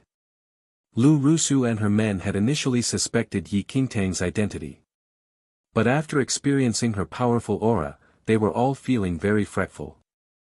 It must be said that no one in Long Shao's gang could exude such a powerful aura. Senior, please don't be angry. We were following orders and had no choice. Master has been single-mindedly trying to find you for so many years. Every action we committed was only because we cared. Lu Jiangran braced himself against the powerful aura as he spoke up. What a joke. Lu Ruofeng and I have nothing more to do with each other. If he really wanted to see me, he should have come himself. Otherwise, Yi Qingtang secretly unleashed an extra modicum of the elixir inside her, exuding an even more oppressive aura. During the debrief, Long Xiao hadn't elaborated on what had happened between Di Zhouyuan and Lu Ruofeng. He had only given some brief points about it to Yi Qingtang. Lu Jiangran didn't speak but just exchanged looks with Lu Rusu. The aura of this Di Zhouyuan was indeed powerful. But something just didn't feel quite right. They had harmed the people of the Dragon Emperor clan, and with Di Zhouyuan's powers, there was no need for her to waste words with them. She could have just killed them all in the blink of an eye. But this Di Zhouyuan didn't seem to have any intention of attacking them. Why? Their earlier suspicions surfaced once again. Senior, Lu Jiangran wanted to probe again. But a cold glint suddenly flashed across Yi Qingtang's eyes as she lifted her palm. A black, palm-sized metal globe floated upon her palm. The faces of Lu Jiangran and the rest all turned ashen at the sight of the black globe. The absolute 10,000 poison. As Lu Ruofeng's disciples, they naturally knew what that black ball in Yi Qingtang's hand was. That year, before Lu Ruofeng and Di Zhouyuan had parted ways, Lu Ruofeng had managed to cultivate the ultimate poison of the second domain. That poison was colorless, tasteless and odorless. It could kill without detection. Once poisoned, even Lu Ruofeng would not be able to neutralize the effects. Lu Ruofeng had spent 10 years and was able to cultivate just 1 unit of that poison, and he had given it to Di Zhouyuan. After their parting, Lu Ruofeng spent another decade cultivating another unit. That unit was now stored in the Grand Hall of the 10,000 Poison Valley. Chapter 1891, Di Zhouyuan, 4. For this poison, there were only those 2 units in the entire world. Apart from Lu Ruofeng, Di Zhouyuan was the only person who had one. At the sight of that absolute 10,000 poison, the suspicion and doubt shrouding the minds of Lu Jiangran and her people instantly reduced by half. Your master gave this to me years ago. On account of my past friendship with him, I don't want to cause you all any harm. But if you still refuse to back off, well, I am rather curious to see if this poison is as formidable as Lu Ruofeng claimed. With that, Yi Qingtang made as if she was going to activate that black globe. Senior, please don't be angry. Lu Jiangran was completely cowed and he shrunk back unconsciously. The poison within would disperse from the moment the deadly black ball was activated. Once infected, even a paragon-level practitioner would die a terrible death. While they were still in the 10,000 Poison Valley, Lu Jiangran and his people had been warned over and over again not to come into contact with that poison. They knew just how powerful it was. Scram! Yi Qingtang ordered, her expression cold and foreboding. Having no other choice, Lu Jiangran and Lu Rusu could only retreat with their men. They were not a match for Di Zhouyuan. But at least they now knew that Di Zhouyuan was still inside the mystic realm. With that in mind, they retreated and prepared to locate the exit out from the mystic realm. It was important that they return to the 10,000 Poison Valley to report on Di Zhouyuan's whereabouts. Finally, Yi Qingtang heaved a secret sigh of relief as she watched the people from the 10,000 Poison Valley depart. Long Xiao and the rest also finally relaxed somewhat. Thank you Ms. Yi for helping us, Long Xiao spoke up gratefully. In all honesty, he had felt that Yi Qingtang's powers were lacking, and never expected her to put up such a flawless and steady performance in front of Lu Rusu and her men. Long Xiao had intended for Yi Qingtang to just stall for time until it was daylight when those monsters could deal with Lu Rusu and her people. He never expected Yi Qingtang to act so well that Lu Rusu and her men were scared off. If not for the fact that he already knew she was a fake, Long Xiao himself would have believed that she was really Di Zhouyuan, given her authentic performance. Even Long Yao was now looking at Yi Qingtang with a conflicted expression. No need to thank me. I just hope that you won't drag me into your affairs again. Here, let me return this to you. Yi Qingtang tossed the absolute 10,000 poison over to Long Xiao. She had initially found it rather puzzling, why was Long Xiao so confident that she could impersonate Di Zhouyuan? So it was because they had the elixir and this poison. Long Xiao was shocked by Yi Qingtang's nonchalant handling of the absolute 10,000 poison. He hurriedly reached out to catch it. Ms. Yi, please don't throw this thing around. We will all die here if you accidentally activate it. Long Xiao also gave a bitter smile as he spoke. This absolute 10,000 poison was left behind by Aunt Jiu right before she departed. Long Xiao had kept it on him all this time, never expecting that he would have a use for it today. Everyone finally heaved a great sigh of relief after settling those people from the 10,000 poison valley. But they knew very well that this was just a temporary respite. Those people were just heading back to deliver news of Di Zhouyuan's reappearance.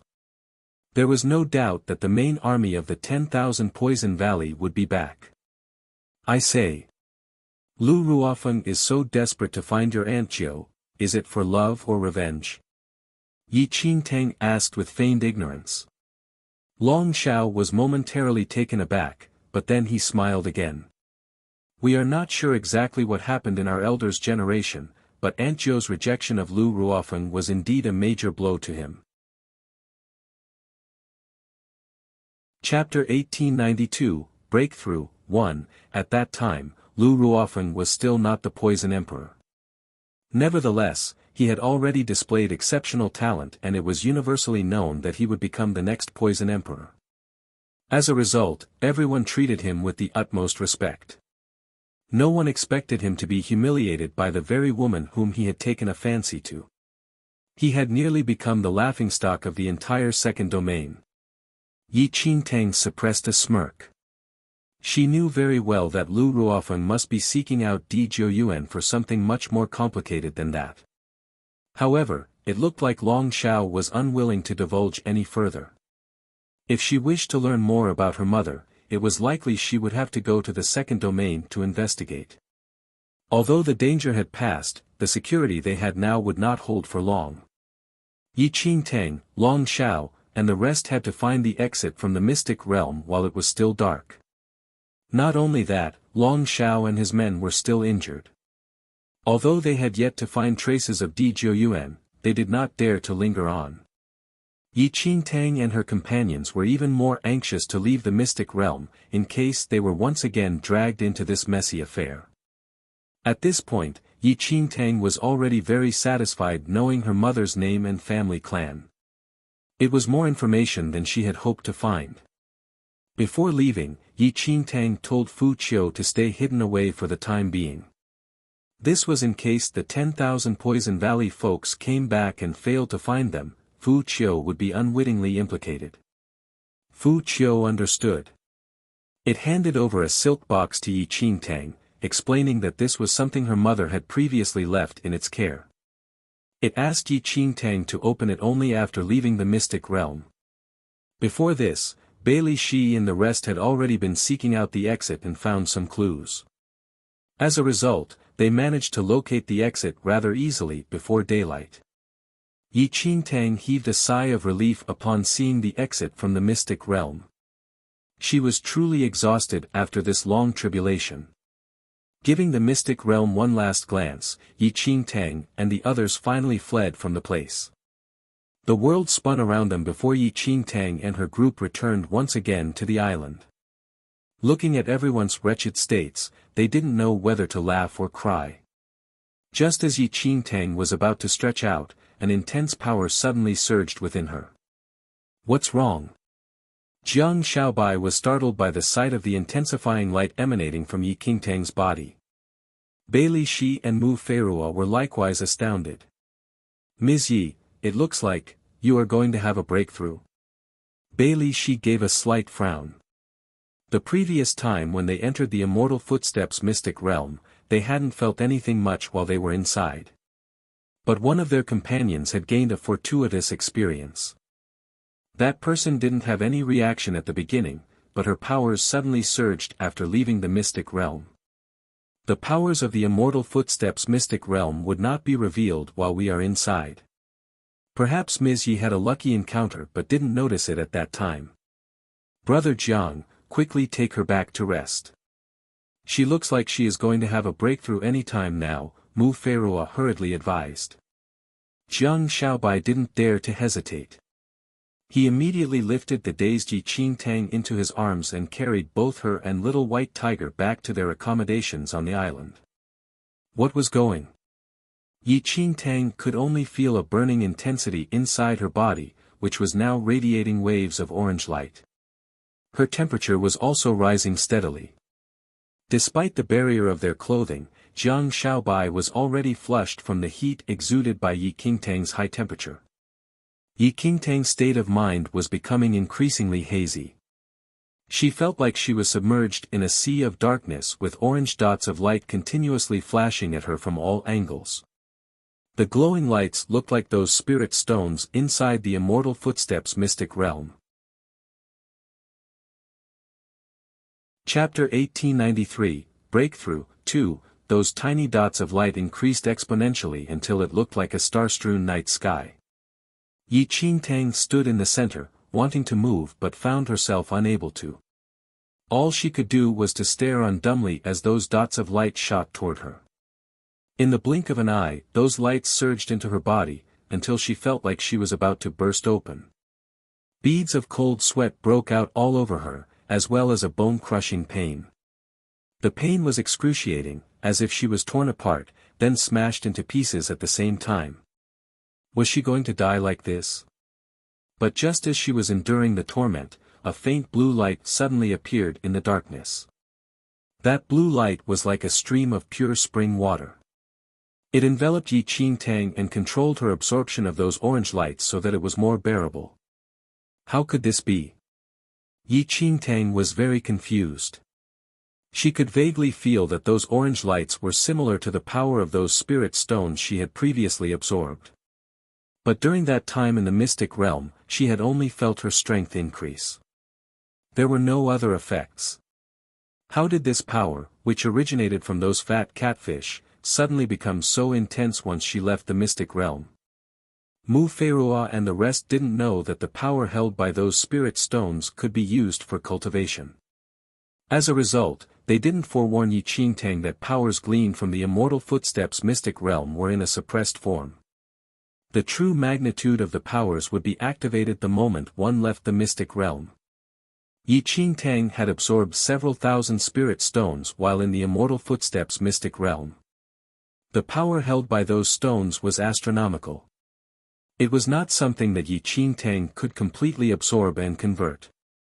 If not for the deity ocean inside Yi Qingtang, which detected the abnormal activity and was trying to help her convert the energy, Yi Qingtang's body would probably have already exploded from the tremendous force generated within her. After being demonized, the powers of the fat catfish in the Immortal Footsteps mystic realm were at least at the paragon level. And those spirit stones embodied the powers of those catfish. As Yi Qingtang had absorbed the powers of countless fat catfish, it was a wonder she didn't burst to death. Even with the deity ocean's help, Yi Qingtang still felt like dying from the burgeoning power. She felt like every single cell in her body was being torn apart and reformed over and over again. The pain completely overwhelmed her. Yi Qingtang was tormented for a long time within the darkness. Her consciousness gradually submerged itself into the deity ocean. Meanwhile on the outside, Jiang Xiaobai gazed anxiously at Yi Qingtang, who was lying in bed and glowing with an orange light. The light seemed to radiate from within Yi Qingtang. Pulsating in waves, it was like she was harboring a mini-sun inside her body. For several consecutive days, Yi Qingtang showed no signs of waking up. Instead, the orange glow seemed to grow even more intense. Bailey Shi and Mu Feirua came to visit many times but didn't see any signs of Yi Qingtang awakening.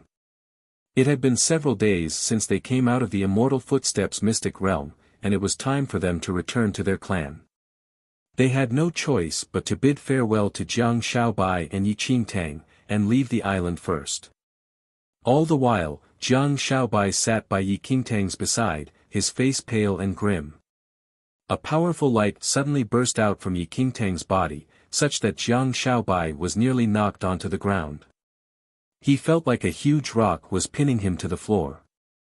He quickly activated his own energy to shield against that powerful light. Even then Yi Qingtang still showed no signs of awakening. But her aura suddenly increased exponentially. She had just experienced a breakthrough. Jiang Shaobai widened his eyes.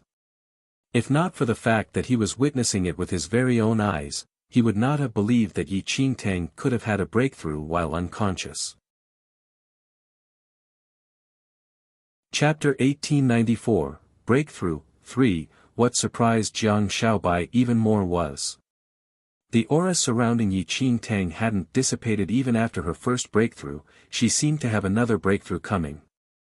Yi Qingtang was unconscious for quite some time, and when she finally woke up, she opened her eyes to see little white tiger and Jiang Shaobai both asleep beside her. The youth's face was pale, and though he was asleep, he seemed to be troubled by something, having furrowed brows even during his rest. When Yi Qingtang wanted to sit up, she felt as though her bones had been broken and healed. She felt sore all over, even her clothes were soaking wet, as though she had just come out of a pool of water. What happened? It took her some effort to sit up. Though she was sore all over and the pain was quite unbearable, she felt strangely rejuvenated. Awakened by her movement, Jiang Shaobai slowly opened his eyes. When he saw that Yi Qingtang could sit up, there was a glint of excitement in his eyes as he stood up in one swift movement. "Sister Qing, you're finally awake." Yi Qingtang nodded. "How long was I asleep?" "Almost 2 weeks," Jiang Shaobai replied. "Fuck. Was she a pig?" Yi Qingtang was dumbstruck. Her last memories stopped when they left the Immortal Footsteps mystic realm with Bailey Shi. She seemed to have no existing memories of anything after that. All she could remember was the gleaming spots as well as the warm blue lights that surrounded her. "Sister Qing, they'll get you something to eat." When Jiang Shaobai saw that Yi Qingtang was finally awake, he was delighted. Without her even mentioning anything, he ran out to get some food for her. Although it had been 2 weeks, Yi Qingtang didn't feel hungry, nor was she thirsty. It felt as though she had just taken a nap, and other than the soreness in her body, she didn't feel any abnormalities. She tried to get up from the bed, but when she pulled the blanket, she woke Little White Tiger up.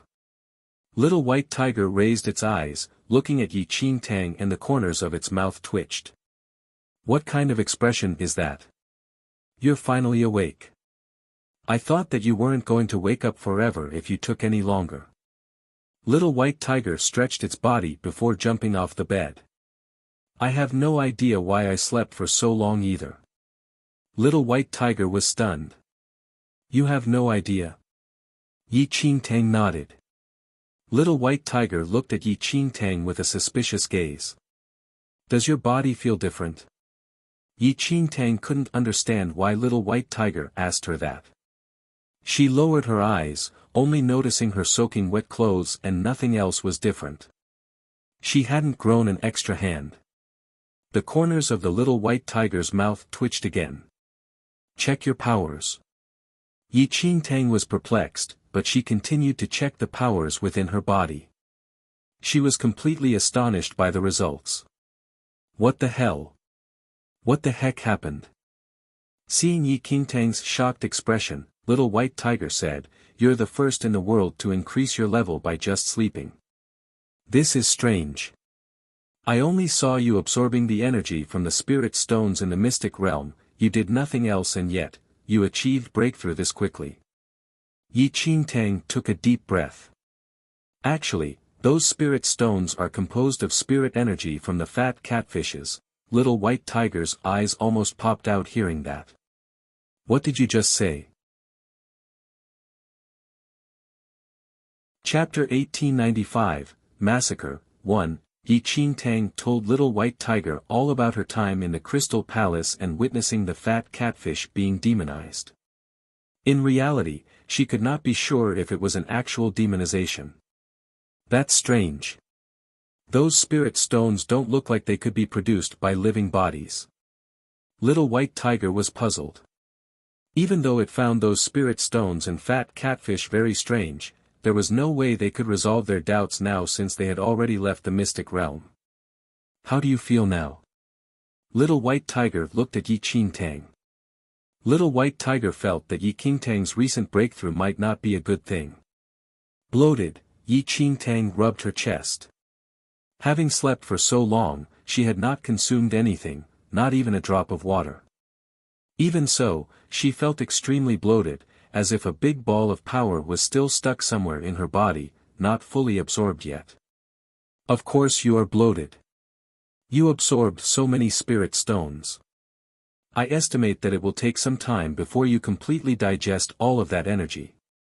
The remaining power will probably just continue to linger in your body, Little White Tiger said. One bad thing about Yi Qingtang's sudden breakthrough was the risk of her exploding to death. It was a miracle that she had managed to hold on until now. Yi Qingtang believed that it was mainly thanks to the deity ocean, which slowed down her absorption of the power to a tolerable pace that allowed for her body to take it in. On top of that, her devouring bloodline probably also aided her assimilation of all that energy. Although she was unable to completely absorb everything all at once, she could slowly convert all that energy over time. This was considered good news to Yi Qingtang. Yi Qingtang got out of bed and washed up, changing out of her dirty clothes. Since Jiang Xiaobai had also brought over some food for her, she finally felt somewhat refreshed. As they had lingered on this island for quite some time now, Bailey Shi and the rest had left long before. Yi Qingtang didn't plan to stay much longer on this island. Together with Jiang Xiaobai and Little White Tiger, they left the island of immortal footsteps and headed back to Taiyuan Valley. They traveled quickly, not stopping until they arrived at the borders of Taiyuan Valley. Sister Qing, what do you think Jiang Yixing's reaction would be, if I told him that his beloved goddess is actually a man? A sly grin was on Jiang Xiaobai's face. Yi Qingtang remained silent. This young fellow had been rather quiet during the entire way home. So it was because he had been nursing such a thought. The two of them entered Taiyuan Valley with grins on their faces. But the front square of Taiyuan Valley was completely empty. There was no one around at all. It's already late morning, why is there no one out here training? Don't tell me, the elders are in a good mood and gave everyone a day off. Jiang Xiaobai scanned the surroundings, feeling very puzzled. On a typical day, the square would be filled with large groups of youngsters training from the moment the sun rose. The elders would also make frequent appearances to make sure no one skived. But it was all empty today. It was a rare sight. Sister Qing, you must be tired. Why don't you go back to rest first? I need to report to Elder Qian about some matters. Jiang Xiaobai gave Yi Qingtang a wave before scurrying off. Yi Qingtang was indeed feeling rather tired and made to return to her place to rest. She would then mull over what to do next. But as she walked past the square, Yi Qingtang felt that something just didn't feel right. It was too quiet in the entire Taiyuan Valley. Apart from the chirping of birds and scuttling of bugs across the ground, there were no other sounds at all. Yi Qingtang walked on for quite some time but didn't encounter a single person. It was strange. Chapter 1896, Massacre, 2, Where did everyone go? Little White Tiger also found it very strange.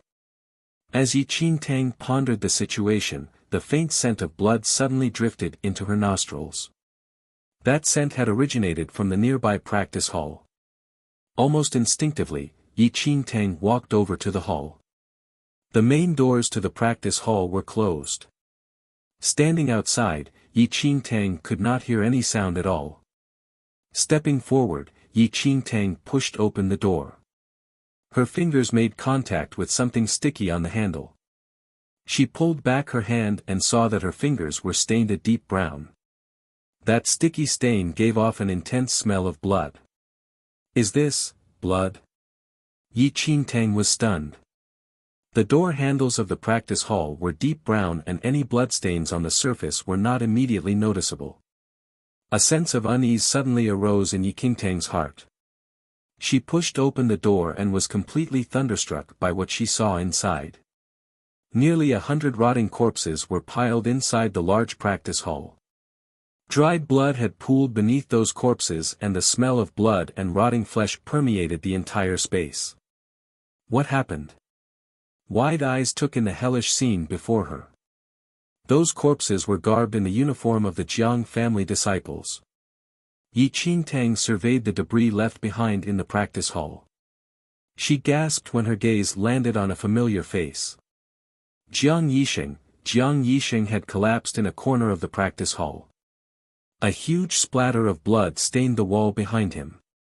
He laid limply against the wall, that handsome face completely drained of all color. One arm was visibly broken while white maggots feasted upon his open flesh wounds. Meanwhile, he remained completely still, as if in a coma or dead. No. Jiang Yixing was dead.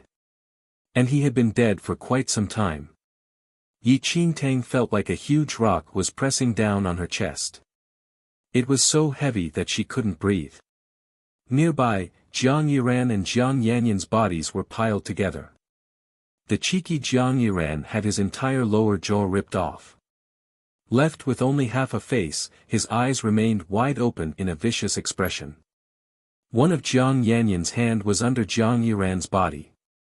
He had collapsed face down and a gaping hole could be seen on his upper back. The hole penetrated all the way through to the front of his chest. It looked like he was trying to lead Jiang Yiran away but failed to escape the nightmarish scene. What the hell happened? Yi Qingtang's eyes were filled with shock.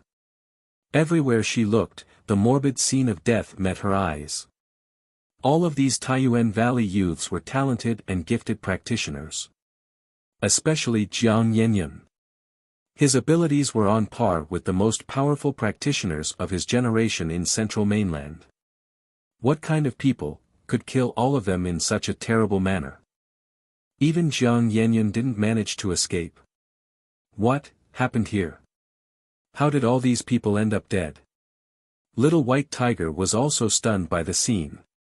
They had gone to the Immortal Footsteps mystic realm, only to return and find everyone in Taiyuan Valley dead.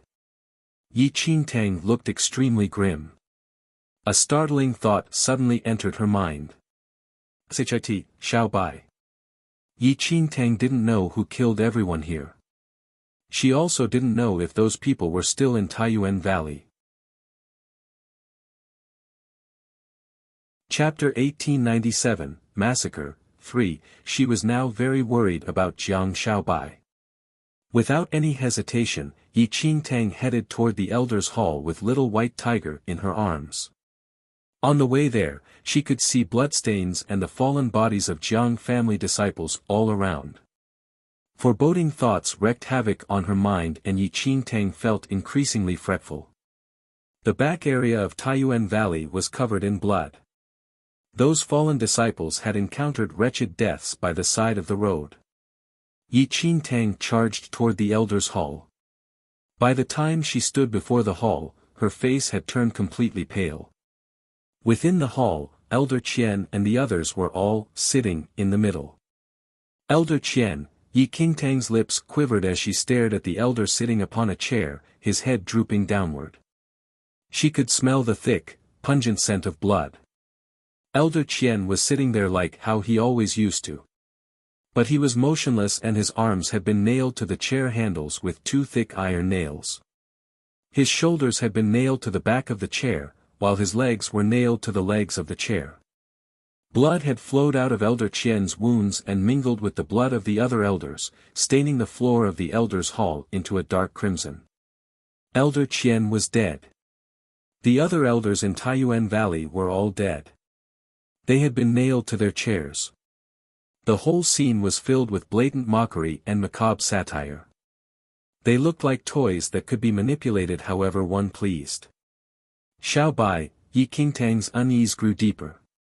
She scurried about trying to find Jiang Xiaobai. In the end, she noticed a fresh set of footprints on the bloodied floor. The footprints were somewhat messy and they led right out of the hall.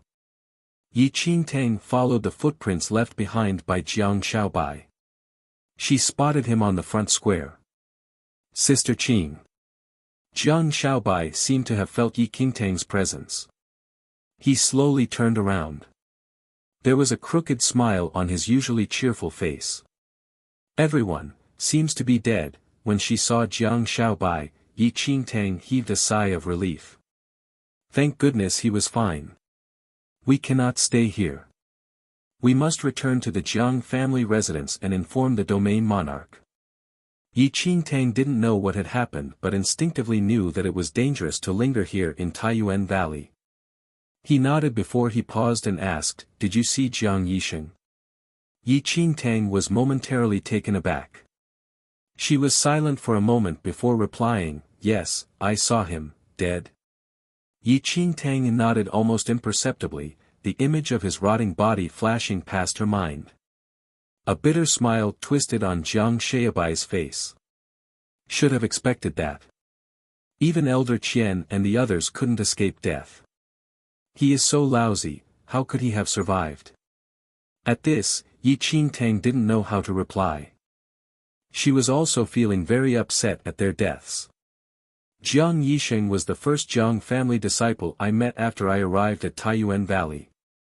He was very arrogant but became more humble after I gave him a good thrashing. Jiang Shaobai's voice sounded a little hoarse. Yi Qingtang lowered her eyes. She had no idea how to comfort him. Sister Qing, let's go back to the Jiang family residence. The domain monarch will be able to find out who did this. I must avenge that silly Jiang Yisheng. Jiang Shaobai took a deep breath. Yi Qingtang nodded again. She knew how terrible Jiang Shaobai must be feeling. It was useless for her to say anything else now. This was a blood debt that could only be repaid by finding the identity of the murderers.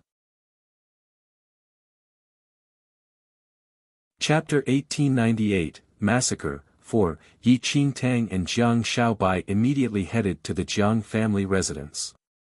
They wanted to report on everything they had seen at Taiyuan Valley. But when Yi Qingtang and Jiang Shaobai arrived, they were completely thunderstruck by the scene that greeted them. The formerly grand and magnificent Jiang family residence was now a wreck. Bodies of several Jiang family guards were strewn outside the main gates of the residence. A deep sense of foreboding rose in Yi Qingtang's mind. Could it be even the Jiang family? A buzzing sound hounded Yi Qingtang's ears as images of Moe and Jiang Lang surfaced in her mind's eye. Before Jiang Shaobai could say a word, Yi Qingtang dashed into the Jiang family residence. It was a bloodbath within the compound. Blood was splattered everywhere as corpses covered nearly every inch of the ground. Yi Qingtang quickly scanned through all the bodies, terrified that she might recognize a familiar face. Jiang Shaobai followed her in. His face turned completely pallid at the sight. The pair decided to split up to see what they could find in the compound. As Yi Qingtang hurried over to Jiang Lang and Moe's lodgings, the eerie quietness seemed to pervade all her senses. Yi Qingtang subconsciously slowed down her steps. She swallowed the unease rising in her throat. Jiang Lang and Moe were not her biological parents, but their care and protection made Yi Qingtang feel like they were her real family. They were like Yi Ling, who had raised her in Lin Town. Jiang Lang and Moe's courtyard was empty. Just as Yi Qingtang was about to enter the room, she heard a blood-curdling scream. Shaobai. Yi Qingtang's heart leaped at that familiar voice. She was about to run toward the source of the scream when a bloodied figure suddenly leaped across the walls. In the next second, the person fell heavily right in front of Yi Qingtang. The person was bleeding profusely. Jiang Shaobai, who had been perfectly fine just minutes ago, was now in dire straits. There was a deep wound on his head from which bright red blood kept pouring out. The rest of his body was covered with burn marks, such that not a clear inch of his originally smooth skin could be seen. Run! Jiang Shaobai glanced up at Yi Qingtang before he drew up the last of his strength to gasp out his final word. He then collapsed onto the ground, eyes closing for the last time. Shit, someone's after him. I can feel that person's aura, it's powerful beyond belief. Little White Tiger could instinctively feel that danger was approaching fast. Within seconds, Little White Tiger morphed into its larger form. We have to go. Little White Tiger's instincts told it that they would perish here if they lingered on and were caught up by their pursuer. Yi Qingtang didn't hesitate. Scooping up Jiang Shaobai from the floor, she jumped onto the White Tiger's back. Little White Tiger leaped out of the courtyard and fled as fast as it could. Just as they left, a figure landed on the spot formerly occupied by the pair. The ground of the courtyard cracked open the moment the figure touched the floor. Oh! The rats have scurried away. A low voice with a hint of amusement echoed through the deadly silence of the courtyard. Chapter 1899, Massacre, 5, White Tiger sprinted forward with Yi Qingtang and Jiang Shaobai on its back. Blood continued to pour forth from Jiang Shaobai's wound while Yi Qingtang's heart pounded heavily. It was only after White Tiger confirmed that no one was pursuing them that Yi Qingtang finally told it to find a safe spot at the foot of the mountain to take a rest. Jiang Shaobai was gravely injured. He was unconscious and his entire body felt feverish to the touch. It was like a ball of fire that had been ignited in his body. Without leaving any for herself, Yi Qingtang administered all of her sacred healing elixirs to Jiang Shaobai. It was only then that his breathing finally became more steady. Yi Qingtang started to clean up his wound. She drew back in shock and nearly stopped breathing when she saw the deep gash and the shattered skull bone beneath. Jiang Shaobai's powers were a mystery to her. Yi Qingtang had never sparred with Jiang Shaobai before, but following her recent breakthrough, she could feel that Jiang Shaobai's powers were far beyond that of Jiang Yanyan's. In fact, he must have already attained the sixth heaven of the heavenly venerate realm. Also, he was powerful enough to stand shoulder to shoulder with Bailey Shi from the first martial arts championship. But she had just left Jiang Shaobai's side for a few minutes. How had someone already managed to cause such grievous injuries to him? It was strange. Yi Qingtang hadn't even heard the slightest hint of a skirmish. From that, it was clear that the fight was a one-sided battle, with Jiang Shaobai on the losing end. Someone formidable enough to completely overpower Jiang Shaobai, that person must be at least 2 levels higher than him. Yi Qingtang found the situation increasingly bizarre. Taiyuan Valley had been destroyed, the Jiang family residence was also desecrated. As much as Yi Qingtang wanted to get to the bottom of this, she was unable to return to the Jiang family residence to investigate the matter. That person was still at the Jiang family residence. Who the hell was that person? Unfortunately, only Jiang Shaobai would know.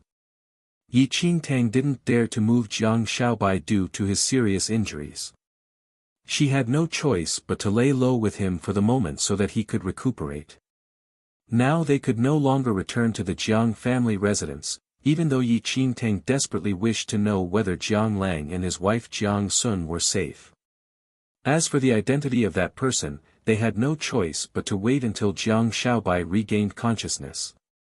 Yi Qingtang decided to let Little White Tiger stand guard in case the person secretly caught up with them. Meanwhile, she would concentrate on taking care of Jiang Shaobai.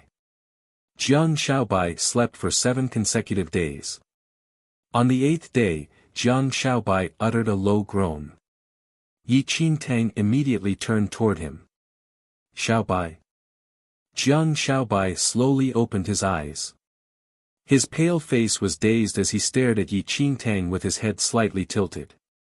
Shaobai, how are you feeling? Jiang Shaobai didn't reply but just continued staring at Yi Qingtang. There was no expression on his face and his calmness disturbed Yi Qingtang. Shaobai. Yi Qingtang repeated. Suddenly Jiang Shaobai blinked, then he opened his mouth. Shaobai. Yi Qingtang was stunned. A shocking thought popped into her mind as she glanced hesitantly at the youth. Jiang Xiaobai. Jiang Xiaobai, he repeated dully. Yi Qingtang was completely thunderstruck. She stared into Jiang Xiaobai's empty eyes. That intelligent and impish face was now as simple and befuddled as a child's. He, Xiaobai. Jiang Xiaobai suddenly giggled as he looked at Yi Qingtang's stiff expression. He repeated his name and lifted his injured hand to touch Yi Qingtang's face. Chapter 1900, Massacre, 6, but the moment he made contact with Yi Qingtang's cheek, pain shot through his wounded arm and he quickly drew back his hand with a howl. He looked as frightened as an injured little animal. Yi Qingtang's face turned pale. The strike to his skull had caused Jiang Xiaobai to become mentally impaired. Staring at the thick bandages on his head, Yi Qingtang was unwilling to accept this fact, but that doltish expression on his face was similar to that of a 2 to 3-year-old child. Where had that cunning, sharp-tongued teenager gone to? Yi Qingtang took a deep breath and suppressed her rising anxiety. She carefully reapplied medicine to Jiang Xiaobai's hand. Left in this state, Jiang Xiaobai was no longer lucid. No one would be able to tell her who had attacked him. With a foolish expression on his face, Jiang Xiaobai gazed on at Yi Qingtang as she applied medicine to his hand. Pretty. Yi Qingtang was momentarily taken aback. Looking at the grinning Jiang Xiaobai, she felt a dull ache in her heart. Good boy, be good, okay? I will bring you to a safe place. I will cure you. Yi Qingtang lifted her hand to caress Jiang Xiaobai's head but halted when she saw the blood-soaked bandage. Her heart sank. Jiang Xiaobai had lost his memories and his intelligence level had dropped drastically. Their only lead to understanding what happened was now broken. But Yi Qingtang suddenly thought of a place where Jiang Xiaobai could peacefully recuperate. She could also investigate the Jiang family's situation from there. The Temple of Shadows. Only with the power of the Temple of Shadows could she investigate the person who destroyed the Jiang family. And only then would she be able to find out if Jiang Lang and his wife were still alive. For the first time in her life, Yi Qingtang felt a pressing need to return to the Temple of Shadows. Are you going back? Little White Tiger could already guess what she was thinking. Yi Qingtang nodded. Although she was not biologically linked to the Jiang family, Jiang Lang and his wife, as well as Jiang Yisheng and the rest were like family to her. Xiaobai said before that he wanted to avenge Yisheng. I must cure him. If not, I will seek revenge on his behalf, Yi Qingtang said. I must tell you first that this person is very powerful. He is more powerful than anyone I have ever met in the First Mainland, Little White Tiger cautioned. Yi Qingtang didn't reply. She only focused on taking care of Jiang Xiaobai. Over this time, she patiently explained to him that his name was Jiang Xiaobai and that she was his elder sister. 2 days later. Since Jiang Xiaobai's injuries had more or less stabilized, Yi Qingtang started on the road back to the Temple of Shadows with Little White Tiger and Jiang Xiaobai in tow. Inside the Temple of Shadows, Minggu was glumly sitting in Yi Qingtang's room. As usual, he was holding a small handkerchief and carefully polishing all the articles in her room. Holy Sun Minggu. One of the undead stood respectfully by the door. Minggu didn't respond and the undead made to step into the room. But the moment that undead touched the doorframe, his body exploded as a black shadow charged right into him. Xue Fu was standing at the side, looking down at the remains of his subordinate. He rubbed his forehead in exasperation, with a just-as-I-expected expression on his face. He glanced up at the person who had killed that undead, Minggu himself. Minggu's face was brimming with cold malevolence. Minggu's temper had become increasingly short since the Holy Lord of Shadows left the Temple of Shadows. He refused to let any of the servants tidy up the Holy Lord's room. Apart from himself, no one else was allowed to take even half a step into the room.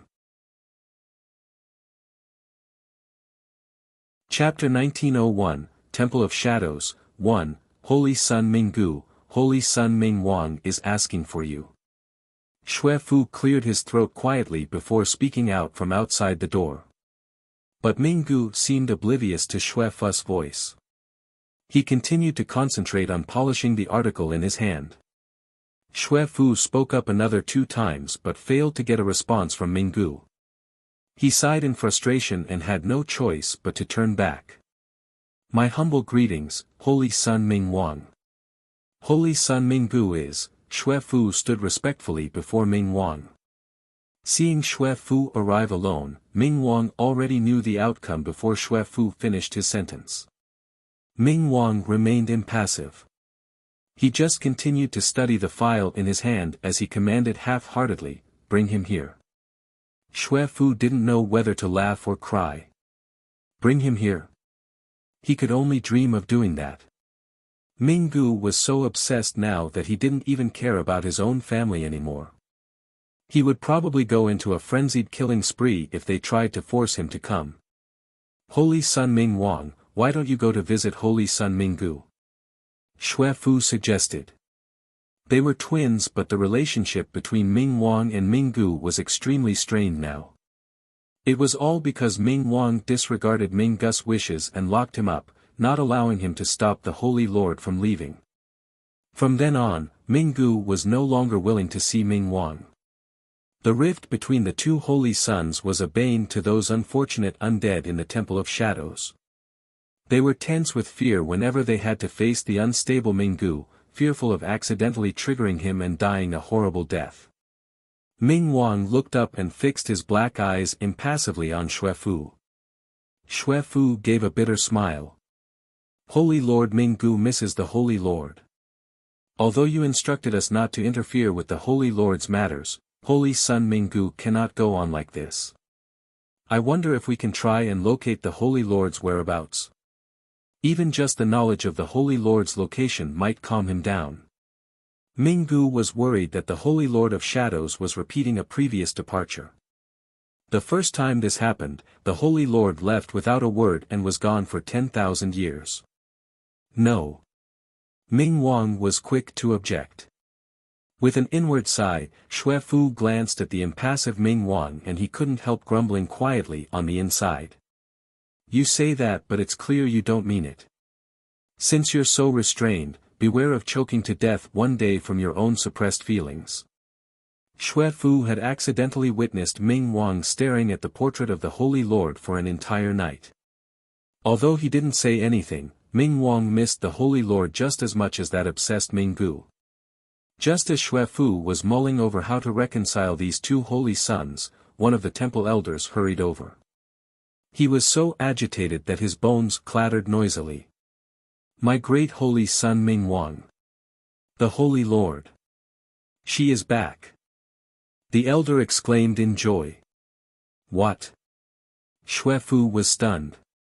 Before he had a chance to speak, he felt a gust of wind blow past him. Turning around, Ming Wang had already gone. Where had all that calm composure gone? Ming Wang hurried to the grand hall of the Temple of Shadows. He saw that slender figure, the image of whom had long been imprinted in his soul. An imperceptible hint of joy surfaced in those cool, impassive black eyes. Yi Qingtang stood within the grand hall. She lifted her eyes and saw Ming Wang. She was back. Yi Qingtang gave an inward sigh of helplessness. She never imagined that she would ever return to the Temple of Shadows of her own free will. But since she decided to come back, there was nothing she could complain about. As she gazed at Ming Wang, her lips curved upwards into a familiar smile. Miss me? Chapter 1902, Temple of Shadows, 2, Ming Wang was momentarily taken aback, but he quickly recomposed himself and said stiffly, I am not Minggu. Yi Qingtang raised her brows slightly and reached out to pinch Ming Wang's cheek. How hurtful your words are. And to think that I missed you so much. At that, Yi Qingtang could clearly feel the cheek between her fingers stiffen. Silly fool. Still trying to pretend? In the past, all Yi Qingtang could think about was escaping the Temple of Shadows. But somehow, she felt a strange sense of peace and comfort upon her return. Stop fooling around. Ming Wang suppressed the frantic flurry in his heart and pulled Yi Qingtang's hand away with a slight frown. Yi Qingtang wanted to continue teasing Ming Wang, but behind her, Jiang Shaobai jumped down from White Tiger's back and bumbled over to cling onto Yi Qingtang's side in his usual manner. He stared at Ming Wang with wide, dopey eyes. A harsh light flashed across Ming Wang's eyes the moment he noticed Jiang Shaobai. Yi Qingtang immediately knew what Ming Wang was thinking and was prepared to speak up. But before she could do so, a small figure was charging right into her. Almost instinctively, Yi Qingtang raised her hands to catch that little cannonball figure. "Ah Yao, you're finally back." Sob. "I thought you had abandoned me again." Minggu sobbed so hard that he was smearing tears and snot all over Yi Qingtang. He nuzzled his pitiful little face in her arms, as if he was a coquettish kitten. Standing by the side, Xue Fu rubbed his nose. He had immediately gone to inform Minggu the moment they got the news. Before Xue Fu could finish his sentence, Minggu had already flown past him and disappeared without a trace. The two fierce and formidable holy sons. They were indeed biological brothers. Underneath it all, they still had the same mannerisms. Yi Qingtang's heart nearly melted at the sight of the woeful Minggu fussing in her arms. "I'm back now, aren't I? How could I have possibly abandoned you?" Yi Qingtang patted Minggu on the back. She was very amused by Minggu's clingy personality. On the side, Ming Wang stood there with a stony expression. "You are not allowed to leave again. Even if you want to leave, you must bring me along." Minggu had a death grip on Yi Qingtang. He was deeply afraid that she might disappear again if he was not careful. "Elder sister." A voice suddenly piped up from beside Yi Qingtang, and Minggu immediately lifted his head. It was only then that he noticed the handsome young teenager hanging onto Yi Qingtang's arm. "You. Who are you?" Minggu widened his eyes as he glared furiously at Jiang Shaobai. One could nearly see the flames spewing out of Minggu's eyes as he glared at the hands clinging onto Yi Qingtang's arm. "Let go of her. Smelly little bugger. How dare you taint my Ah Yao? Men, take this dirty scoundrel away and execute him." Minggu was incensed. How could his Ah Yao allow this wretched and disgusting idiot to taint her in this manner? Minggu's voice was full of thunderous rage. Hearing his angry shouts, the simple-minded Jiang Shaobai instinctively shrank back and hid behind Yi Qingtang. Seeing the insolent brat, Minggu was now desperate to kill this eyesore of a person. "How dare you continue touching my Ah Yao? I will kill you!" Minggu roared as he reached out one hand toward Jiang Shaobai. "Minggu!" Yi Qingtang grabbed Minggu's wrist. Jiang Shaobai had yet to fully recover from his injuries. Just one smack by Minggu would surely send him to his deathbed. Chapter 1903, Temple of Shadows, 3, Ah Yao. Minggu stared at Yi Qingtang with stunned eyes. "Elder sister," Jiang Shaobai shuddered as he crouched by Yi Qingtang's side. Yi Qingtang felt like she was coming down with a headache. "Minggu, I was the one who brought him here." Yi Qingtang took a deep breath to compose herself. "What?" Minggu looked like he had suffered a grievous blow. "This person is very important. You cannot hurt him." Yi Qingtang was very worried that Minggu might end up killing Jiang Shaobai with just one careless smack. After all, Jiang Shaobai's mental age was that of a toddler now.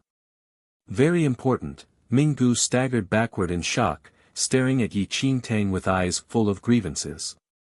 He clutched at his chest as if 1,000 arrows were piercing his heart. He looked exactly like a wife who just found out that her husband had a mistress by the side. "You are having an affair." "Yi Qingtang, it's a long story. This person has information that I need." But he got injured and became mentally impaired. I need to cure him before I can retrieve the information. Yi Qingtang quickly recited the explanation she had already prepared. Ming Gu remained teary-eyed as he stared at the unfaithful and heartless Yi Qingtang. On the other hand, Ming Wang remained as impassive as always. Observing everything with a cold expression, he studied Jiang Shaobai's childish manner with narrowed eyes. Ming Gu was about to speak again when Ming Wang cut in coldly. Stop your nonsense. Ming Gu glared at his elder brother. The Holy Lord has her reasons for doing what she does. I will have to lock you up again if you continue behaving so unreasonably. The stern words left Ming Gu completely cowed. Staring at Jiang Shaobai, who was still clinging on to Yi Qingtang, there was no way Ming Gu was willing to be locked up at a time like this. Yi Qingtang heaved a secret sigh of relief in the face of Ming Wang's calm. His injuries are very serious. Ming Wang, get someone to tend to him. See if he can be fully cured. Yi Qingtang told Ming Wang. Got it. Ming Wang nodded. Yi Qingtang wanted to hand Jiang Shaobai over to Xue Fu for treatment, but Jiang Shaobai was so unsettled by everything that he refused to leave Yi Qingtang's side. He would cry like a toddler the moment anyone tried to pry him away. Yi Qingtang's heart constricted at the sight. She would rather have the sharp-tongued and lazy Jiang Shaobai of the past, instead of this simple-minded fool. Never mind. Send someone to my room later to treat him. Yi Qingtang couldn't bear to see Jiang Shaobai in this manner. Besides, Ming Wang and the rest didn't know of Jiang Shaobai's background. All she had told them was that he was someone with important information. Ming Gu's eyes lit up with rage at Yi Qingtang's words. No. No. No. He cannot stay with Ah Yao. Ming Gu objected vehemently. Ming Wang shot his brother a cold look and Ming Gu immediately shrank back. What was this situation? Yi Qingtang didn't know whether to laugh or cry. She passed on some instructions before leading Jiang Shaobai back to her room to rest. With tear-filled eyes, Ming Gu tagged along behind them. At the sight of Jiang Shaobai entering Yi Qingtang's room, he gnashed his sharp little teeth together. Jiang Shaobai was gravely injured and hadn't made a full recovery yet. On top of that, he had suffered a big fright from Ming Gu's intimidating behavior. As a result, he fell asleep soon after collapsing on the bed. Yi Qingtang summoned Ming Wang. Ming Wang, help me investigate something, Yi Qingtang said. As you wish, Holy Lord, Ming Wang replied. Go find out if there has been anything strange going on in the various central mainland clans during this recent period. Inform me immediately if you find anything. Yi Qingtang hadn't specified the situation with the Jiang family as she did not want to reveal too much. Chapter 1904, The Holy Lord's Dharma Artifact, 1, Got it.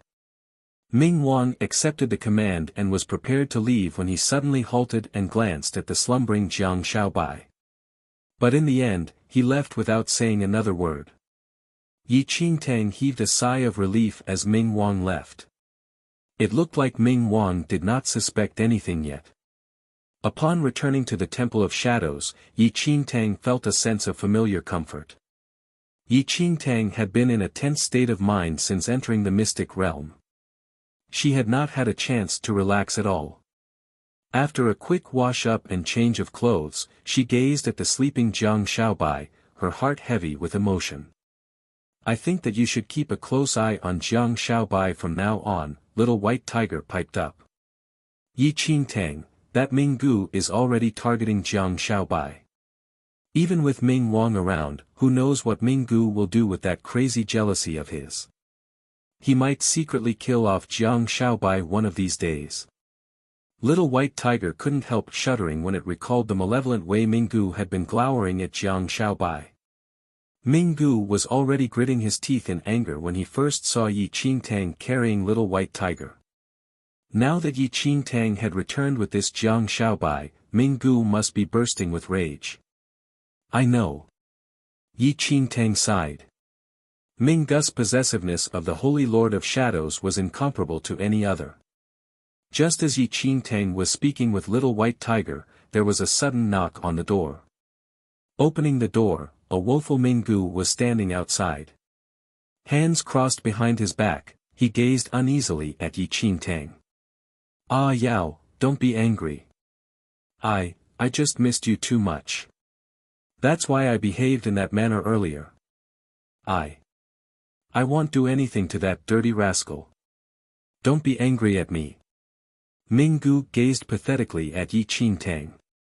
Although he didn't like anyone else occupying Yao's attention, he was even more afraid of Yao hating him. As Yi Qingtang looked at Ming Gus's pitiful little face, any anger she might have felt would have already dissipated. But anyway, she hadn't been angry in the first place. Yao, I was the one who cleaned your room when you were not around. I didn't let anyone in. I have also been keeping this item on your behalf." Minggu took out a gold-gilded black box. That gold-gilded black box looked very familiar. It was given to her when she first entered the Temple of Shadows. They said it belonged to the Holy Lord of Shadows. But Yi Qingtang had been unable to open it no matter how hard she tried. As a result, she gradually forgot about it. Yi Qingtang accepted the gold-gilded black box and stroked Ming Gus's little head. Almost glowing from her actions, Minggu looked very bashful and proud, as if he had just been praised. Yao, you should rest early. I will have the servants bring some flowers to your room tomorrow. Also, you came back so suddenly so I didn't have time to prepare anything at all. I will prepare some black flame worms for you tomorrow." The image of those nightmarish black flame worms and those blood-drenched flowers came up in her mind. For a moment, she suddenly couldn't summon up even the slightest hint of a smile. "There's no rush." Yi Qingtang maintained a calm facade. After giving her a bashful grin, Minggu grunted and ran off. Yi Qingtang closed the door and thought of how this room would be filled with those blood-drenched flowers tomorrow. She suddenly found it difficult to breathe. My goodness! Yi Qingtang sighed and sat down on a chair. She mulled over the Jiang family massacre but didn't manage to glean any new insights. Suddenly, a clear, cracking sound seemed to resound across the room. Little White Tiger widened its eyes. "What did you do?" Chapter 1905, The Holy Lord's Dharma Artifact, 2, Yi Qingtang was confused. "I didn't do anything." She had been sitting there in deep thought. What could she have done? If you didn't do anything, how did this gold-gilded black box suddenly pop open? Little White Tiger lifted one paw and pointed at the box in Yi Qingtang's hand. Yi Qingtang, she looked down at the box in her hand. She had been so absorbed thinking about the Jiang family incident that she hadn't been paying much attention to it. She had just been playing with it in her hands. But how did the lock on the gold-gilded black box suddenly just pop open? How did you do it? Little White Tiger jumped onto Yi Qingtang's knee and gazed at the box. When the gold-gilded black box first came into Yi Qingtang's possession, neither she nor Little White Tiger could open it. They had tried all sorts of ways but failed. How did this gold-gilded black box suddenly pop open? Yi Qingtang was also puzzled. She hadn't been paying attention to what she was doing with the box earlier. Quickly take a look. See what kind of Dharma artifact is inside this gold-gilded black box. Little White Tiger's eyes shone with excitement. This was a Dharma artifact left behind by the Holy Lord of Shadows. It must be some extremely precious treasure. The Holy Lord of Shadows had once been the most powerful figure in the entire central mainland. He must have had many valuable items. Yi Qingtang was also very curious, so she lifted the lid of the box. Inside the intricate box was a delicate finger bone. The finger bone was long and slender and looked like it belonged to a lady. Astonishment flashed across Yi Qingtang's eyes when she saw the bone. The Dharma artifact of the Holy Lord of Shadows is a finger bone. Little White Tiger was shocked by the sight. All this time, Little White Tiger had thought that there must be some really powerful Dharma artifact locked up in this mysterious gold-gilded black box. But, it was just a finger bone. The higher one's expectations were, the bigger the disappointment. Whose finger bone is that? To be kept so carefully by the Holy Lord of Shadows. Little White Tiger was full of curiosity. Yi Qingtang also found it very bewildering. She took out the bone from the box. The bone felt cold to the touch. As Yi Qingtang held it, the chill traveled through her palm and spread throughout her entire body. She felt like she was being enveloped in a shroud of cold air. Instinct told Yi Qingtang to put the bone back into the box. But just as she was about to, a loud boom went off in her mind and everything went black before her eyes. Even then, the chill continued to assault Yi Qingtang and she felt like she was submerged in ice. Gradually, faint beams of light started to pierce through the blackness before her. A tall, strapping man was standing amongst the clouds, his back towards her as thunderclouds were swirling high up in the sky. Although Yi Qingtang couldn't see his face, his tense shoulders revealed his anxiety.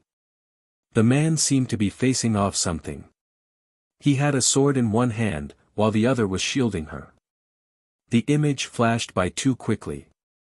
Before Yi Qingtang could get a clearer look, the man had already disappeared.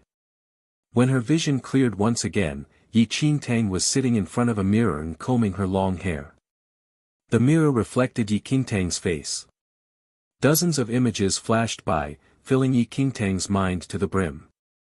She felt waves of intense pain as if her head was going to explode any second. Chapter 1906, The Holy Lord's Dharma Artifact, 3, Strangers in Strange Places. Countless scenes flashed across Yi Qingtang's eyes, all completely unfamiliar to her but somehow, she felt like she had lived through them. A brilliant light shone down on her and Yi Qingtang suddenly opened her eyes with a loud gasp. Darkness. Dazzling lights. Flashing images.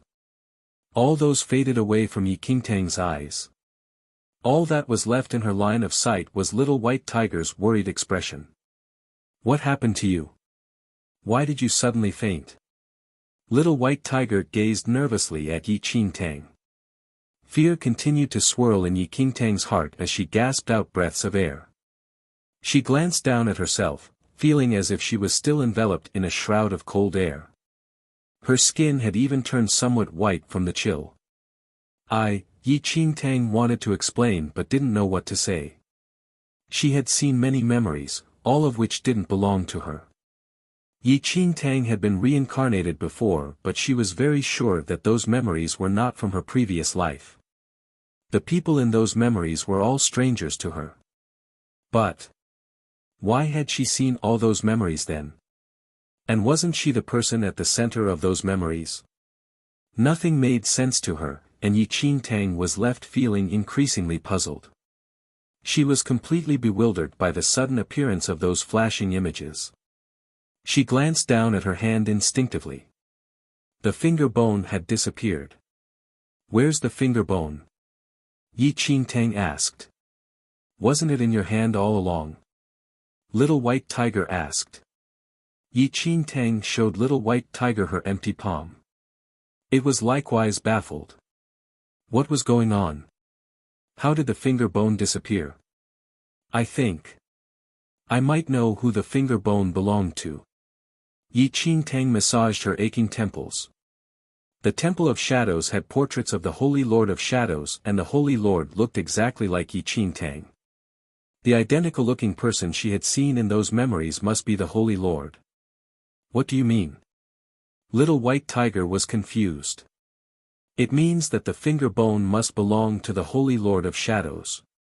When I took out that bone, I must have activated the power she had stored inside that bone. I saw many memory fragments belonging to the Holy Lord. Yi Qingtang continued to rub her temples. Those memory fragments were very chaotic and they flashed by too quickly. There was no discernible link between them and she had no idea what had happened.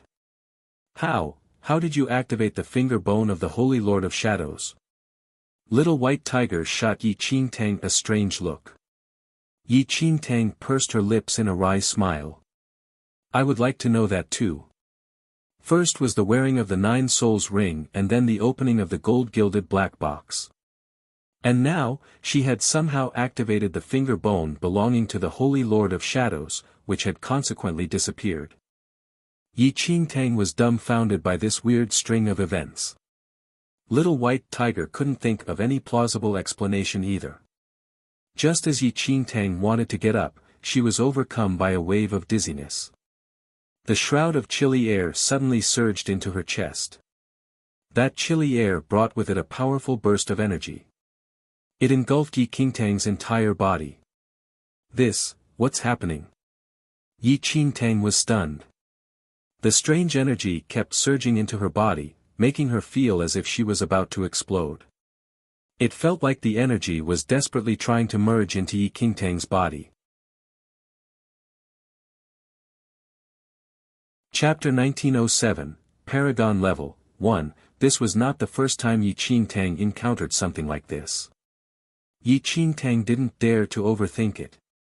She quickly sat down cross-legged and started to control the circulation of the chaotic energy inside her. She would explode and die if she just allowed it to run amok within her. That energy within Yi Qingtang turned increasingly strange. Although it clearly came from an external source, it wasn't volatile and she managed to absorb it very smoothly. It felt like the energy was naturally immersing itself into her, there was no need for her to force it. It was the first time Yi Qingtang experienced something like this. After a very long time, the chilly air surrounding Yi Qingtang gradually faded. A silver-gray glow covered her entire body, the sight of which caused Little White Tiger's eyes to widen in amazement. Why could it feel a faint aura of death from Yi Qingtang? Yi Qingtang opened her eyes and a strong beam of light suddenly burst out of her body. Little White Tiger was sent flying away by the force. It knocked into the gold-gilded black box which fell on top of Little White Tiger. Damn! Yi Qingtang was stunned by the sight of that strong beam and the powerful energy surging within her. Paragon level. Yi Qingtang was in complete disbelief as she felt the power within her. This was her peak level in her previous life. Yi Qingtang had never imagined that she could once again attain the Paragon level under such random circumstances. After coming out from the Immortal Footsteps mystic realm, she was already close to the 8th heaven of the Heavenly Venerate. Even others were astounded by her lightning-fast progress. Likewise, she was already very satisfied with her advancement and believed that she had already nearly finished absorbing all the energy from the spirit stones within her. She thought that it would take another few years for her to try and attain the Paragon level. But it had only been how long? How was she already at the Paragon level now? Yi Qingtang could feel a wondrous change had been triggered within her. She now exuded a faint aura of death. That death aura was very mild and it was nearly undetectable if she didn't try and focus on it. Even more astonishing was the fact that this death aura felt exactly the same as the one exuded by the finger bone of the Holy Lord of Shadows. Yi Qingtang stared at her own hands. Had she somehow merged with the power stored inside that finger bone? She had always known that the Holy Lord of Shadows was very powerful. Otherwise, she would not have become the most powerful figure on this mainland. But she never dreamed that just one finger bone from the Holy Lord would be enough to push her into the Paragon level. Was the power of the Holy Lord of Shadows really that formidable? Yi Qingtang had no idea. Recalling her past life in the Second Mainland, she had heard some commoners guessing that the Holy Lord of Shadows was at the Paragon level. Yi Qingtang wanted to tell them. Their imaginations had been limited by ignorance. Just a single finger bone from the Holy Lord was enough to attain the Paragon level. Yi Qingtang was feeling very gleeful, but then she heard a groan coming from the side. When she turned, she saw little white tiger trapped under the upturned gold-gilded black box. It was trying its best to scramble out but was failing miserably. Yi Qingtang couldn't help laughing out loud. "Damn you, how dare you laugh at me? Get me out now." Little white tiger was very annoyed. The box didn't look that heavy but it felt like a huge mountain on little white tiger. No matter how it struggled, it just couldn't escape. Chapter 1908, Paragon Level 2, This thing was not that heavy. Letting out a light chuckle, Yi Qingtang lifted the gold-gilded black box with apparent ease. Little white tiger scurried out and shook out its messy fur. Just as Yi Qingtang was about to tease little white tiger, the box suddenly vibrated in her hands. In the next second, a large pile of Dharma artifacts streamed out of the gold-gilded black box. Within seconds, the pile of artifacts had grown into the size of a small hill. Yi Qingtang, what was going on? Little white tiger was also dumbstruck. It had clearly seen that the box only contained one finger bone. Where did all these Dharma artifacts come from? Could this gold-gilded black box be a space storage item? The corners of little white tiger's lips twitched as it gazed at the growing pile of artifacts. The quantity was enough to fill 100 gold-gilded black boxes. But I have never seen them before. Yi Qingtang furrowed her brows slightly. Little white tiger circled Yi Qingtang, sniffing the quickly dissipating aura of death around her. It must have something to do with that finger bone. Didn't the undead mention before that only the Holy Lord herself could use her items? I think your aura must have been affected by the finger bone. After absorbing it, your aura has been tainted by that of the Holy Lord. As a result, you managed to open the gold-gilded black box properly this time. Little white tiger tried to comprehend the strange situation that was happening before its eyes. It gasped and it noticed Yi Qingtang's current level. Damn, what did you eat to advance so quickly? Yi Qingtang looked at little white tiger in exasperation. She had no idea herself. This is really strange. These things didn't happen when you first came to the Temple of Shadows. Something must have happened in the mystic realm, which enabled you to open this gold-gilded black box. The more little white tiger thought about it, the stranger things appeared. The first seal of the gold-gilded black box was the key to opening it. If they hadn't managed to break it, they would never have gotten the Holy Lord of Shadows' finger bone. I would like to know too. Yi Qingtang also didn't understand what had triggered all this. Nevertheless, she felt rather dazzled by all the Dharma artifacts piled on the ground. She picked up a few to take a closer look. Yi Qingtang's eyes nearly popped out of their sockets as she studied the items. The artifacts of this Holy Lord were really something. Even if she were to gather all the artifacts owned by all the clans in First Mainland, they would be no match for these at all. Yi Qingtang's heart nearly stopped just by the sight of them. Every single one of these Dharma artifacts was at least paragon level. But such divine artifacts had a limitation. Only those who were high-level practitioners themselves could use them. They would be useless to anyone of a lower level.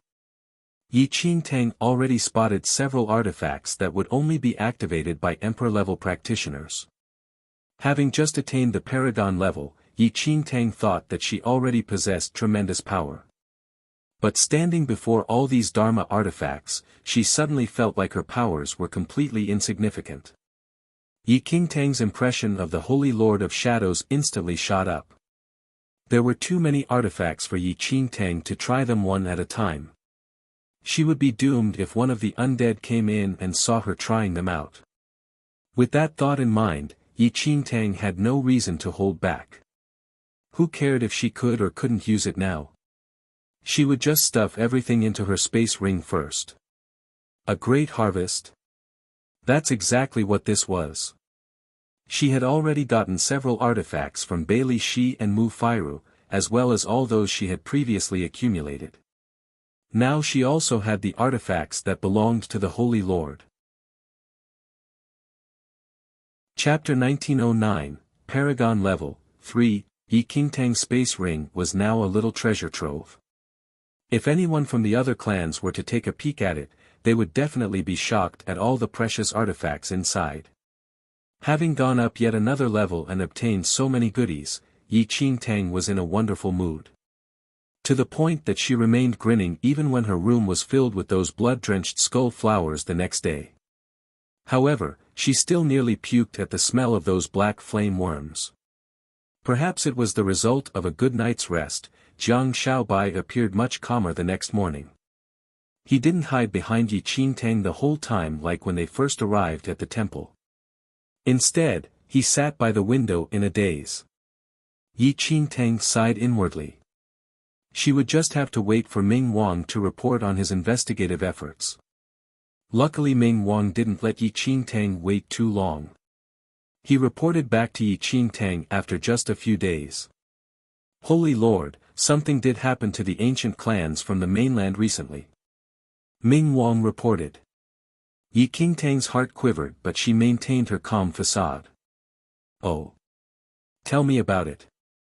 Recently, several central mainland clans were attacked, including the Nanlin clan, the Jiang clan, the Ouyang clan, Ming Wang reported with an impassive expression. According to the investigative efforts of the Temple of Shadows, several ancient clans in central mainland suffered major attacks during the recent period. The attacks were devastating and the clans were nearly wiped out. The Nanlin clan suffered the worst. Every single member of the clan was dead, with their bodies strewn across the family compound. The Jiang clan endured a similar fate. The Taiyuan Valley, which was used to cultivate the best of the clan, had been utterly destroyed. The main family residence had also been attacked and suffered numerous fatalities. The whereabouts of the domain monarch and key family members were unknown. No one knew if they were dead or alive. Yi Qingtang's heart pounded heavily as she heard about the Jiang family. Her heart was nearly leaping out of her throat. Luckily, Ming Wang reported that they hadn't discovered the bodies of the domain monarch, Jiang Lang, and his wife. It seemed like they might have fled before the enemy attacked. Did you find out who the attacker was? Yi Qingtang asked. The various ancient clans in the mainland were all powerful forces to be reckoned with. What kind of person or power was able to decimate those clans in such a short period of time? Ming Wang shook his head. Most of the victims have died, and the whereabouts of the remaining Jiang family members are unknown. As a result, we were unable to find out. The attacker's methods are rather swift and precise. He didn't leave behind any clues. We brought back the body of one of the Nanlin clan members. The person died in a wretched state and his injuries were very strange. We could not tell what kind of skill was used on the body. Due to the fight over the Eternal Dynasty crown, trouble continued to brew at the sacred ground of reflection. As a result, Ming Wang had been concentrating his efforts on the sacred ground of reflection. He didn't notice anything happening with the other ancient clans. If not for Yi Qingtang's instructions, he would never have thought to investigate the matter. Yi Qingtang frowned slightly. It looked like they had once again reached a dead end regarding the Jiang family massacre. The only piece of good news was that they did not confirm the deaths of Jiang Lang and his wife. Even so, Yi Qingtang was full of doubts and queries. Who was behind it all? The balance between the major ancient clans in First Mainland had been maintained for so many years. Who would suddenly slaughter so many clans at a time like this? And what were their intentions? You're tuning into the Han Li's Wuxia Adventures YouTube channel. We're so grateful for your support and don't forget to subscribe to join us on this incredible journey through captivating stories. Your generosity through donations truly makes a world of difference, as it's the primary source of revenue that allows me to expand and enhance this channel for you. Thank you from the bottom of my heart for being a part of this adventure.